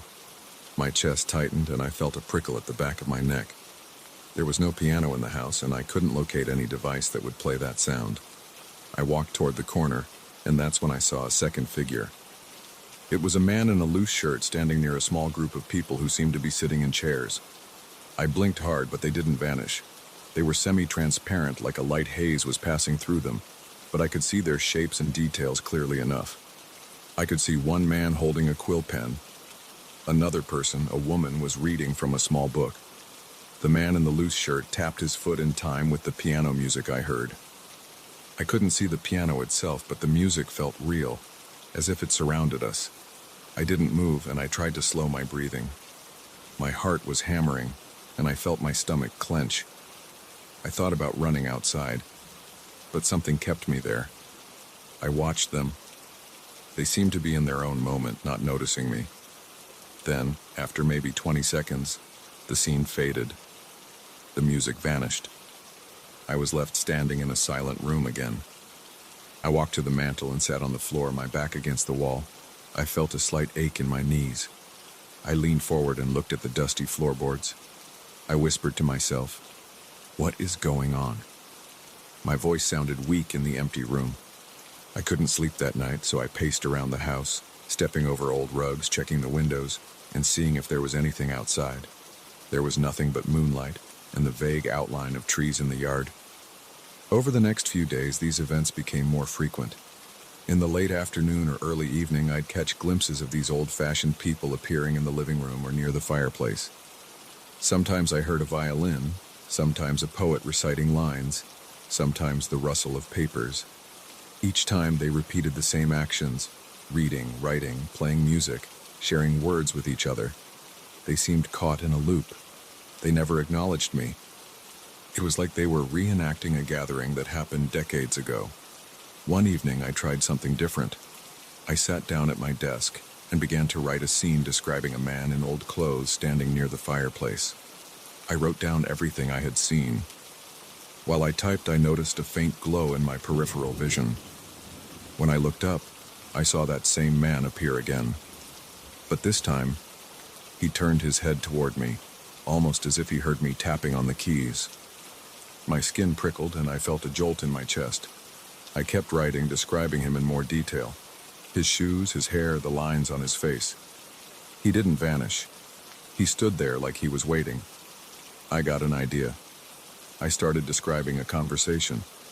I wrote something like, "He takes a step toward my desk and says, 'Why are you here?' Right after I finished typing that sentence, I heard a faint whisper, 'Why are you here?' I jumped up, knocking my chair back. My heart pounded and my arms shook. He had repeated the line I typed. Then he vanished. I stood there, breathing fast. My throat felt dry. My mind raced with questions, but I realized I'd just made contact. Over the next several nights, I tested this ability. I'd write short lines and I'd see them respond. Sometimes I'd hear them speak the exact words I'd put on paper. Other times I'd see them perform an action I'd described. It felt like a bizarre collaboration. They were stuck in their endless cycle, but my writing seemed to break through that pattern here and there. Each appearance left me sweating and tense, but also curious. One afternoon, I wrote a short passage describing a scene where one of them sat with me at the desk, both of us working on a poem. As soon as I finished typing, the figure of a middle-aged woman appeared in the chair beside mine. She placed a quill pen on the desk, though I couldn't see any physical quill there. She looked directly at me for the first time. I could see the faint lines around her eyes. She opened her mouth as if to speak, but no sound came out. Then she looked down at my screen, pointed at one sentence, and nodded. A second later, she faded again. That brief moment of shared space made my skin crawl with excitement and fear. I felt sweat gathering at my temples, but I also felt an urge to keep going. As time passed, I noticed that these interactions produced strange pieces of writing. I'd craft a few lines on my own, then I'd see them appear. They'd add lines or gestures that I hadn't planned, and I'd type those details into my manuscript. When I read over it later, the text felt like it was from two different eras woven together. Some of the words didn't fit modern usage, and the rhythm felt unusual. But it also felt compelling. It was like these scenes existed outside my normal writing process. Every time it happened, I'd end up with pages that I couldn't replicate on my own. I started paying attention to the times they appeared. It was usually late at night or early in the morning, and often around the fireplace. I moved my desk closer to that area because I wanted to see if it would increase our interaction. It seemed to work. One night I wrote a line describing a small group gathering around the hearth discussing a new story. 3 figures appeared in front of me. One tapped his foot on the floor, another flipped through a thin booklet, and the third kept gesturing with her hands as if she was emphasizing a point. I typed everything I saw. My fingers felt shaky on the keyboard, but I managed to keep going. After a few minutes, they turned toward me. I sensed they wanted me to join their conversation. My breathing grew shallow, and I felt a tightness in my chest, but I typed a few lines of dialogue for myself. I stepped forward and asked them what story they want to create. Instantly, I heard a woman's voice say, "We want to build a world of words that never fades." Her voice was clear, and I realized I was making contact with something beyond my normal reality. My legs felt weak, and I gripped the edges of my desk for balance. This pattern continued for weeks. By now, I'd written dozens of pages that felt like a collaboration with these trapped figures. During the day, I'd try to read through what we'd created. Some passages didn't make sense. Some repeated old-fashioned phrases or references to events I didn't understand. Other parts had a strange power, like they were infused with the energy of these ghostly writers. They seemed hungry for expression, as if they'd been silenced for too long. At night, I still got nervous when I felt that subtle shift in the air that signaled their arrival. My pulse would jump, and I'd feel a knot form in my stomach.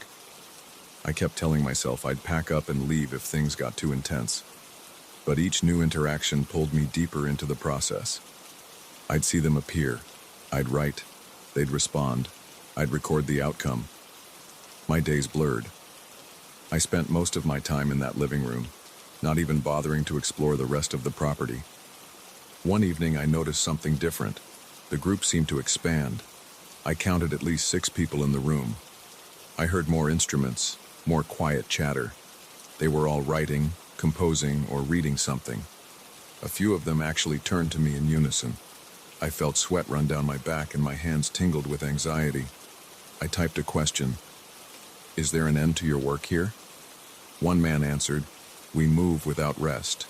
We cannot finish." I heard his voice directly, like he was speaking next to me. Then he looked at me with tired eyes. His figure shimmered a bit. I took a shaky breath and typed another question. "What happens if we complete something together?" He paused, looked around at the others, then back at me. I didn't hear an answer this time, but his expression seemed to carry a hint of confusion. I wondered if they even knew. Over the next few nights, I pushed to finish a short play with them. It was messy. I'd type scenes in modern language, they'd add old words, and I'd try to piece it together. Each time I wrote a new segment, they'd act it out in front of me, like a living stage performance in the farmhouse. The tension in the room made my neck stiff, and I'd have to stretch my shoulders often. The air felt charged with energy. I barely slept. By the 5th night, we reached the final scene. I typed the last line. "And so we rest, finally free to leave these pages." The group recited it together, speaking in a hushed chorus. Then they faded away like mist dissolving in a breeze. The silence felt heavier than usual afterward. I sat there staring at the empty fireplace. My laptop screen still showed the text of the final line. My head pounded with exhaustion, and I could feel my throat tighten. I saved the document and closed the laptop. I waited, but they didn't reappear. That night, I slept a solid 8 hours without interruption. When I woke up, the house felt different. The air felt lighter, and I didn't sense that underlying tension I'd grown used to. I walked through each room, stepping on the creaky boards, checking corners, opening closets. Nothing felt unusual anymore. I returned to my desk, opened my laptop, and read the short play. I couldn't believe how strange it was. It had lines in archaic English, odd scene directions, and references to older styles of dress and music. But it was complete.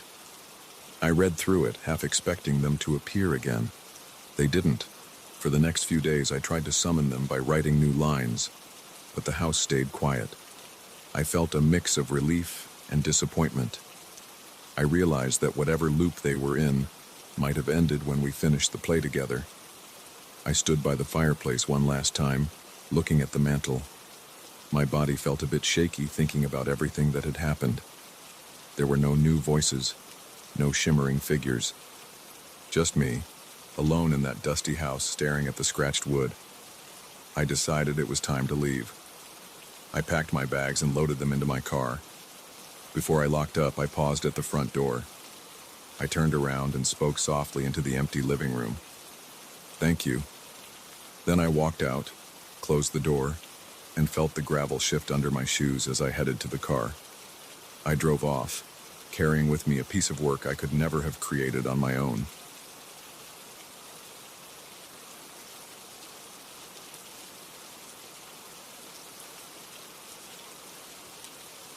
I lost my job on a Friday afternoon. The company boss shook my hand in a cramped office and said some formal words I barely remember now. My head felt hot, and my chest felt tight. That weekend, I opened a letter from a law firm. It said I had inherited a large house from a distant relative I never met. I had nothing better to do and nowhere else to go, so I packed up my few things and drove out to see the place for myself. The house stood on the edge of a small town with narrow streets and old fences. The sky looked dull that day, and the air felt heavy. When I pulled up, I saw a worn metal gate that creaked when I pushed it open. Dry leaves crunched under my shoes. I stared at the front of the house, noticing cracks in the walls and chipped paint around the windows. The porch sagged a bit on one side. A gust of wind made the boards rattle. I swallowed hard and checked my phone, but there was no signal. I told myself I could handle it. I stepped inside and set my bags by the front door. The front hallway smelled musty, like old paper and damp fabric. My eyes watered from the dust. There was a wide staircase to the left and a dark corridor leading to the back. The place felt dead in a way I couldn't explain. The rooms had tall ceilings, peeling wallpaper, and broken light fixtures. A few chairs and tables sat around, layered in dust. I tried to flip a switch near the door, but the lights didn't come on. I sighed and reached for a flashlight in my bag.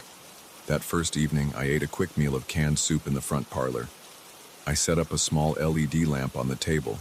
Its weak light hit the old wallpaper, making the colors look even more faded. The house was silent except for an occasional groan in the walls. I told myself it was the wood settling, but it made me glance over my shoulder more than once. After I finished my soup, I decided to explore a bit. I walked through the halls, shining my flashlight on the floors and walls. The floorboards squeaked under my steps. My heartbeat stayed fast, and I kept wiping my palms on my jeans. I felt like someone was watching me. The back hallway had portraits of people I didn't recognize. Their faces looked stern, and their eyes seemed to follow me. I got this prickling feeling on the back of my neck. I tried to ignore it and pushed open a door that led to a small study. Inside, I saw a large wooden desk covered in a thick layer of dust. A shelf full of books lined one wall, the titles barely visible in the dim light. I ran my hand along the desk's surface, and the dust stuck to my fingers. That night, I slept in a second-floor bedroom I found with a serviceable bed. I spread out a sleeping bag because the sheets looked stained. Sometime around midnight, I jolted awake. I heard footsteps in the hallway. Slow steps, like someone not sure where they were going. I stared at the door, my heart pounding in my chest. The steps stopped for a moment, then continued. I was sure I had locked the front door, and I hadn't seen anyone else when I explored. My mouth felt dry, and I blinked in the darkness, trying to focus. I listened, holding my breath. The steps stopped outside my door. My grip on the flashlight tightened. My stomach cramped with tension. Then nothing happened. No knock, no voice.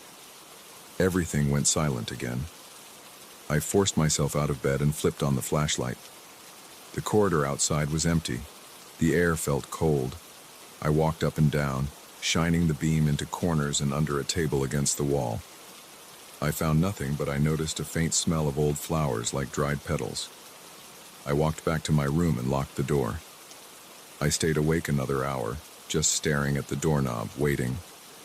The next morning I woke up with a stiff neck and a mild headache.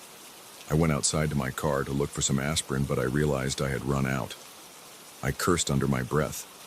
I decided I'd go into town later to buy some supplies, but first I wanted to check the electricity and plumbing. I found the fuse box in the basement. The steps leading down were narrow and worn.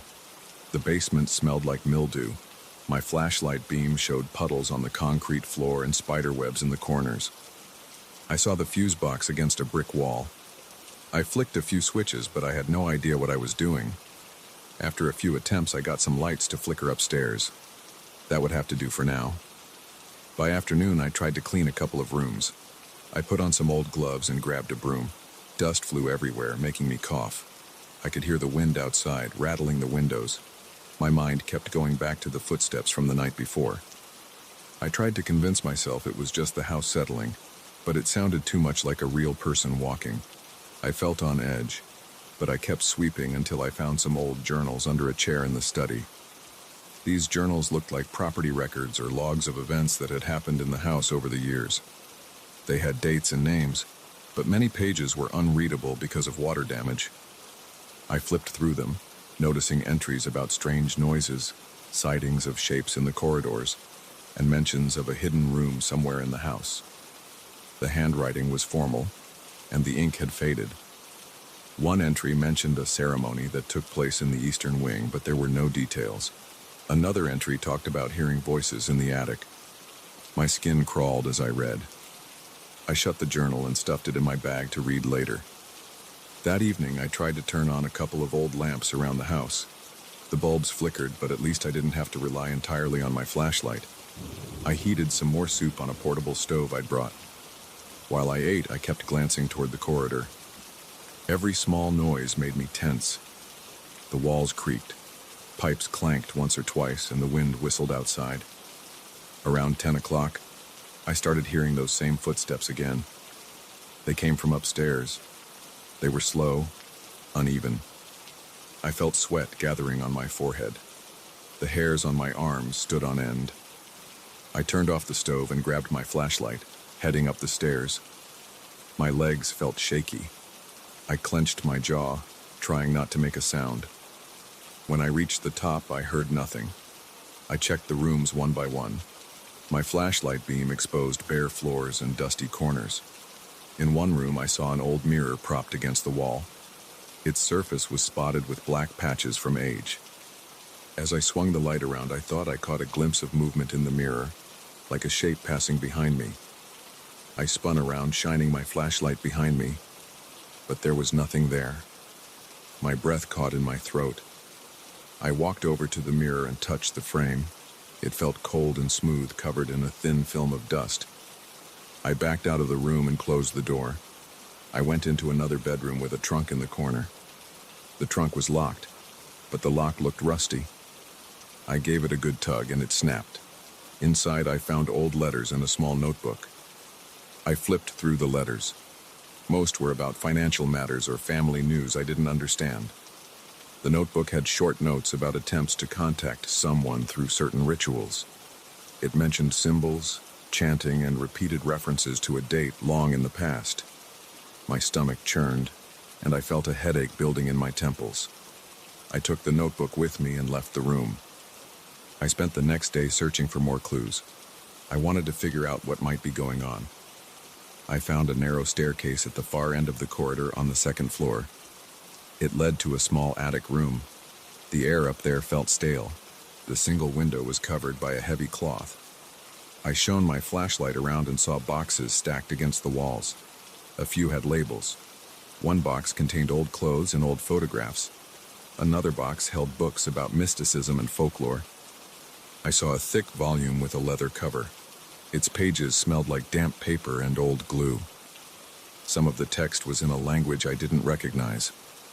I flipped through it, noticing diagrams of circles, lines, and strange shapes. While I stood in that attic, I heard a soft sigh behind me. It made the hairs on my neck stand up. I spun around, but the room was empty. My chest tightened, and I grabbed the book. My hands shook a little. I left the attic and almost stumbled on the stairs. My heart was racing. I decided to take a break and clear my head, but as soon as I reached the second-floor hallway, I heard a voice whisper my name. It was so faint, I thought I imagined it. But it came again, a soft, drawn-out sound. My pulse throbbed. I raised the flashlight, but I saw only the empty hallway. I said, "Hello?" My voice came out weak. No one answered. That night, I slept on a couch in the first-floor parlor. I didn't like being upstairs anymore. I locked the doors and kept the flashlight next to me. Around midnight, the footsteps returned. This time, they circled the ground floor. I listened, muscles tense, eyes wide. It felt like they were right outside the parlor door.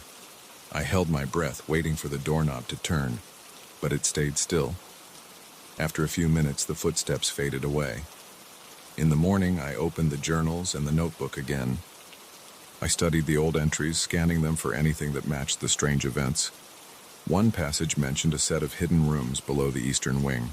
Another described a ritual that was never finished. The writer mentioned hearing footsteps and whispers whenever they tried to leave the house. I swallowed hard. My mind raced with questions. I flipped to another entry that described strange reflections in mirrors. I felt sweat on my brow, remembering the shape I thought I saw in that upstairs mirror. My nerves were fraying, but I felt determined. I didn't want to run away. The house was mine, and I had nowhere else to go. So I searched the eastern wing. The corridor there had a torn carpet and water stains on the walls. I knocked on the walls, listening for hollow spots. Near a corner, I heard a different sound. I pressed my hand against the paneling and felt a slight give. I pushed harder, and a section of the wall slid open. Behind it was a narrow stairwell going down. The smell hit me first, stale air and something sour. I stepped onto the stairs, holding my flashlight tight. The walls were rough stone. My footsteps sounded loud in the tight space. At the bottom, there was a door with heavy hinges. I pulled on the handle, and it opened with a scraping noise. A cramped room lay beyond. My flashlight showed an old table in the center and shelves along the walls. On the table, I saw a faded symbol drawn in red paint.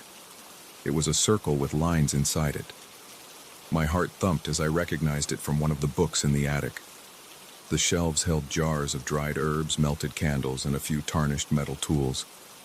I stepped closer, hearing my breathing echo in the small room. I spotted a ledger on the table. Its cover was cracked. Inside were lists of names and dates. It mentioned gatherings in this hidden room, times when people tried to call on something. My fingertips trembled on the pages. The handwriting talked about footsteps that roamed the halls, voices that called out, and reflections of unseen watchers in mirrors. I felt sweat running down my back. I read that these phenomena were a sign that the ritual was incomplete. The final page had a single line. "It waits." I shut the ledger and backed away from the table. I felt dizzy. My mind buzzed with questions. What did they try to summon here? I ran a finger along the symbol on the table. The paint flaked off in places. My stomach twisted as I imagined people standing in this room, chanting, waiting for something to appear. I grabbed the ledger and hurried out, leaving the door open behind me. My feet pounded on the stairs, and I almost tripped once on a loose step. When I returned to the corridor, I realized the door to the hidden stairwell had slammed shut. I don't remember closing it. My breath came in fast bursts. My chest felt tight. I ran my hands through my hair, pacing back and forth. The air felt colder. I thought I heard my name whispered again, somewhere in the dark hallway. My skin tingled. I forced myself to walk back to the front parlor. I checked my phone. Still no signal. That night, I tried to stay calm by sitting near a lamp with the ledger on my lap. My eyes kept drifting to the door, expecting footsteps any second. A wind picked up outside and the old windows rattled. I read more of the ledger, noticing more references to the incomplete ceremony. The entry suggested that it had to be finished or the house would remain in a state of unrest. I felt my jaw clench and my throat go dry. The footsteps started again, pacing through the house. This time I heard them passing through the study, then into the hall, then up the stairs. My body froze, but a part of me wanted to follow, to confront whatever it was. I couldn't bring myself to do it. My legs felt too weak, and my hands shook. I managed to make it through the night without sleeping. At dawn, I stood by the window, staring at the overgrown front yard. My mind raced with everything I had discovered. The footsteps, the whispers, the old journals and ledgers, the shape in the mirror, the hidden room with that painted symbol, the mention of an ancient ritual that was never completed. My heart pounded as I thought about how the footsteps seemed more frequent now, like they wanted me to do something.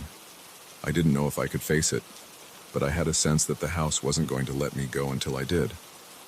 I decided to keep investigating. I wouldn't let my fear push me out of the only place I had left.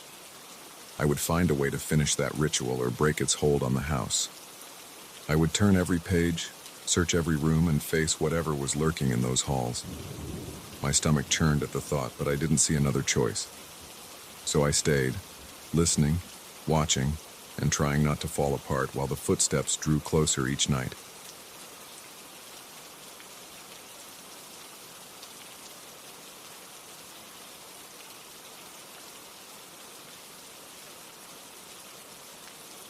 I always start my day by loading my car with camera gear.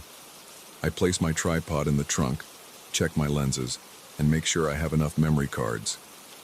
I'm a landscape photographer, and I've spent years driving to remote places for unique shots. I like being alone out there. I like the early morning chill, the quiet rustle of leaves, and the way the rising sun changes everything in seconds. It's my job, but it also feels like my personal routine to keep me grounded. A few weeks ago, I heard about this valley that's supposed to have amazing light in the late afternoon. A local hiker told me the place is almost hidden by steep rock walls and thick trees. He said it feels untouched, like most people don't even realize it's there. That caught my interest immediately. I'm always searching for places that haven't been photographed a million times. So I packed my gear, filled my water bottle, and made the drive. The first day I visited, I parked my car on the side of a narrow dirt road. The path leading down into the valley was barely visible between the branches and thick undergrowth. I remember pushing aside some low-hanging vines and feeling thorns drag across my jacket. The air smelled damp. I heard insects buzzing and a faint gurgling sound from what I assumed was a stream.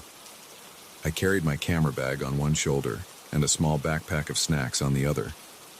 My tripod bumped against my leg with each step, creating a steady rhythm.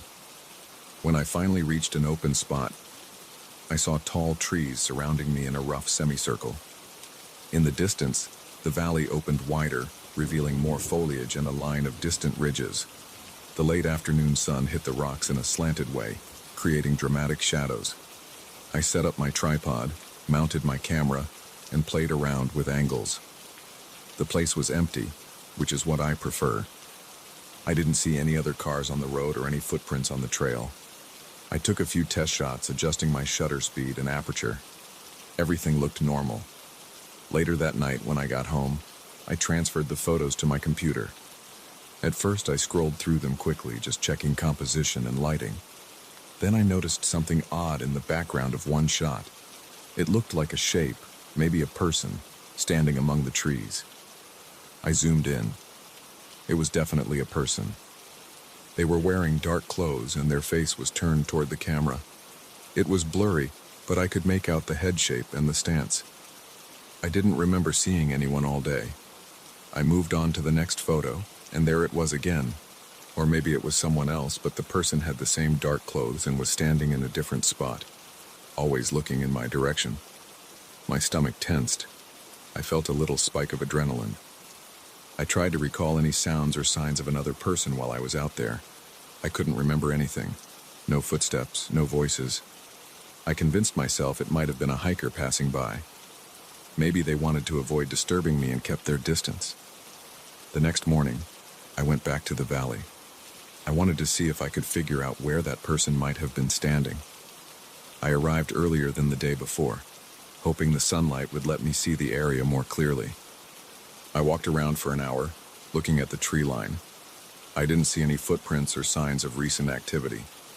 The ground in that area is mostly pine needles and damp soil, so I guess footprints could vanish quickly. I shrugged it off, set up my gear, and started shooting again. This time I took more photos than usual.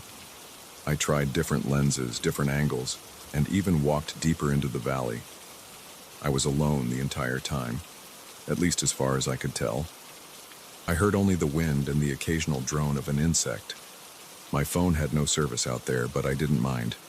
I was focused on capturing the quiet majesty of that landscape. When I got home that evening, I went straight to my computer. I was curious to see if the unknown figure showed up again. I opened the files in a photo editor and started going through them carefully. In the first few shots, I saw nothing unusual, but in the 7th or 8th image, I saw a figure again. This time it was closer to the foreground, maybe 20 feet behind some shrubs. The figure looked almost the same, dark clothes facing my direction. The resolution was still not perfect, but I could tell it was a person. My hands shook as I zoomed in further. There was no sign of a face, just a vague shape where the head should be, but it was tilted toward me. I felt a chill on my neck. I checked more shots. They were in each one, sometimes on the far left, sometimes in the middle, sometimes near the edge of the frame. Always looking. It didn't make sense. I never saw anyone with my own eyes. I felt sweat on my forehead. My stomach hurt a little, like I had swallowed something heavy. I decided I needed to go back one more time, maybe with a friend or another photographer. But I don't usually do that. I'm a loner when it comes to my work. So I kept it to myself and thought maybe I could set up a time lapse or some kind of continuous capture, just to see if I could catch actual movement in real time. The next day, I returned in the late afternoon. I positioned my camera on a small rock ledge overlooking the valley. I started a time-lapse sequence. Then I stepped away from my camera and scanned the area with my naked eye. I looked behind trees, walked along a small stream, checked behind rocks, and found nobody. The only sounds I heard were leaves rustling in the wind and my own breath. I sat on a fallen log while the camera kept shooting at regular intervals. After about an hour, I packed up and left. That night, I downloaded the time-lapse images. There were hundreds of frames. As I flipped through them, my heart raced.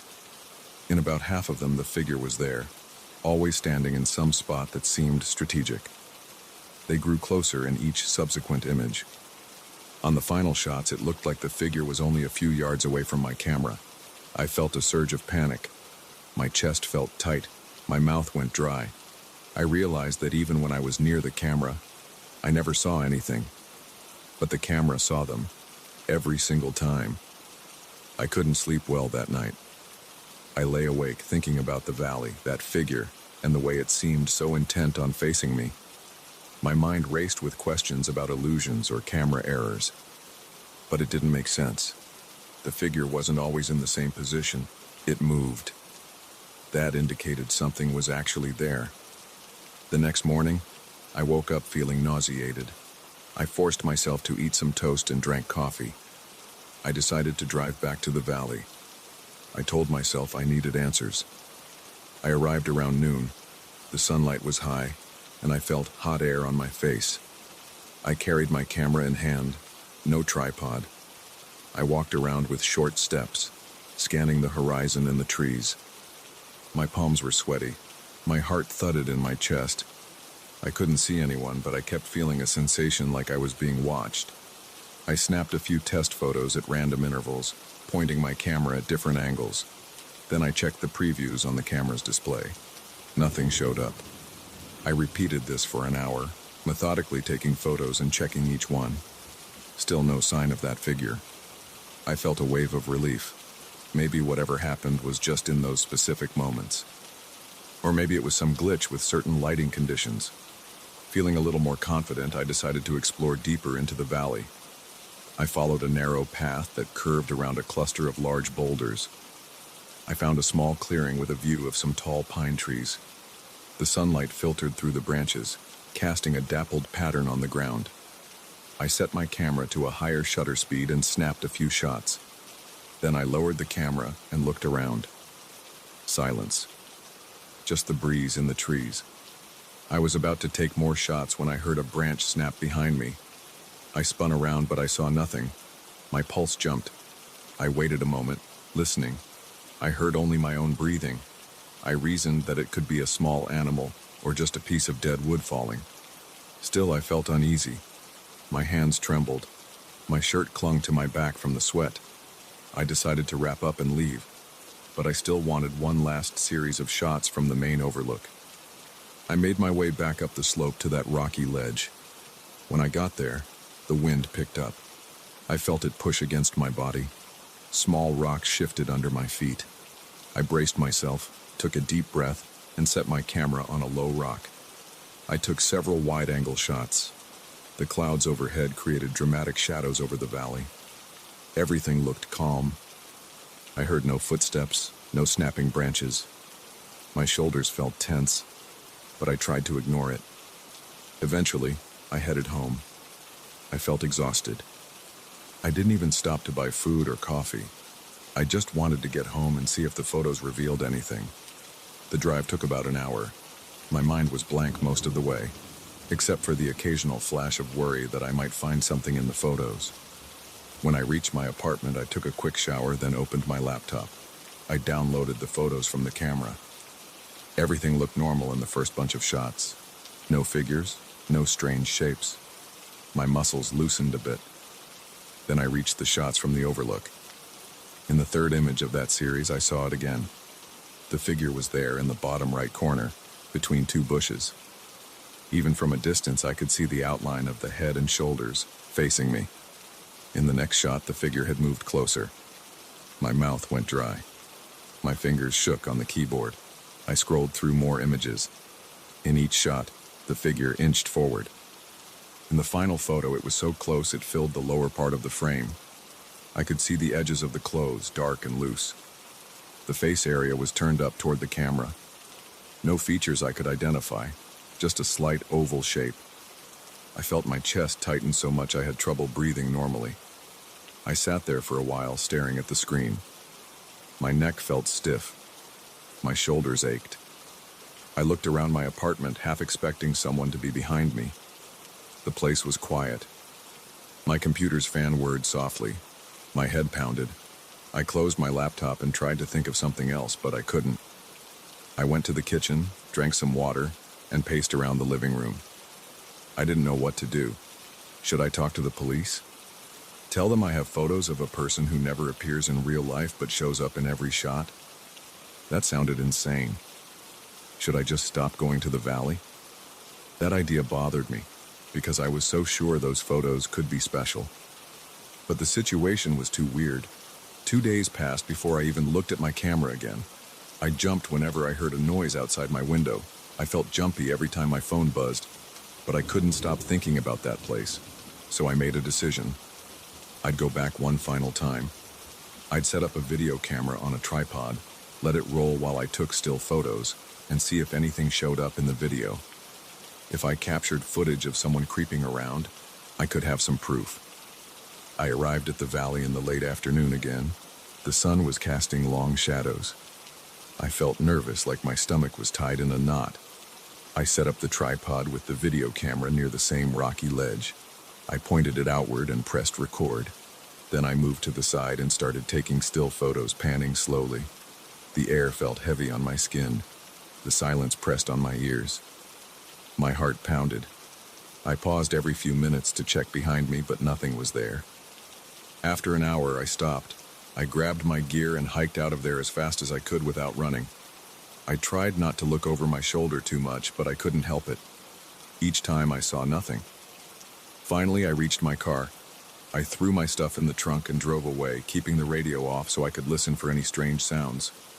All I heard was the engine and my breathing. Back home, I reviewed the video first. I saw myself walking around, adjusting my camera, taking shots. I saw the leaves moving in the wind, but I didn't see any person or strange figure in the video footage. There was no one behind me, no one stepping forward in the distance. Then I opened my still photos. My throat went tight. The figure was in almost every shot again, closer each time. But the video camera, which was running the whole time, showed nobody. It was as if the figure existed only in the still frames. That's when I realized I couldn't keep doing this. My heart was pounding so hard I felt dizzy. My arms felt weak. I put away my camera and shut down my computer. I sat on my couch shaking. I couldn't explain it, and I didn't want to try anymore. I decided that I had enough of that valley. I haven't returned since. I still have all those photos, but I don't show them to anyone. They remain on a separate hard drive in my closet. I won't delete them, but I can't stand to look at them. Sometimes I think about going back to see if anything has changed. But every time I consider it, my chest tightens and I feel that same creeping sensation of being watched. I've done a lot of photography in other places since then, and I haven't had any strange occurrences. Maybe whatever happened there only lives in that valley, and I'm not going back to find out.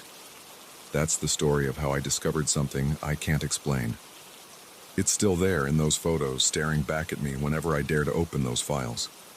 I don't have an answer, and I'm not sure I want one.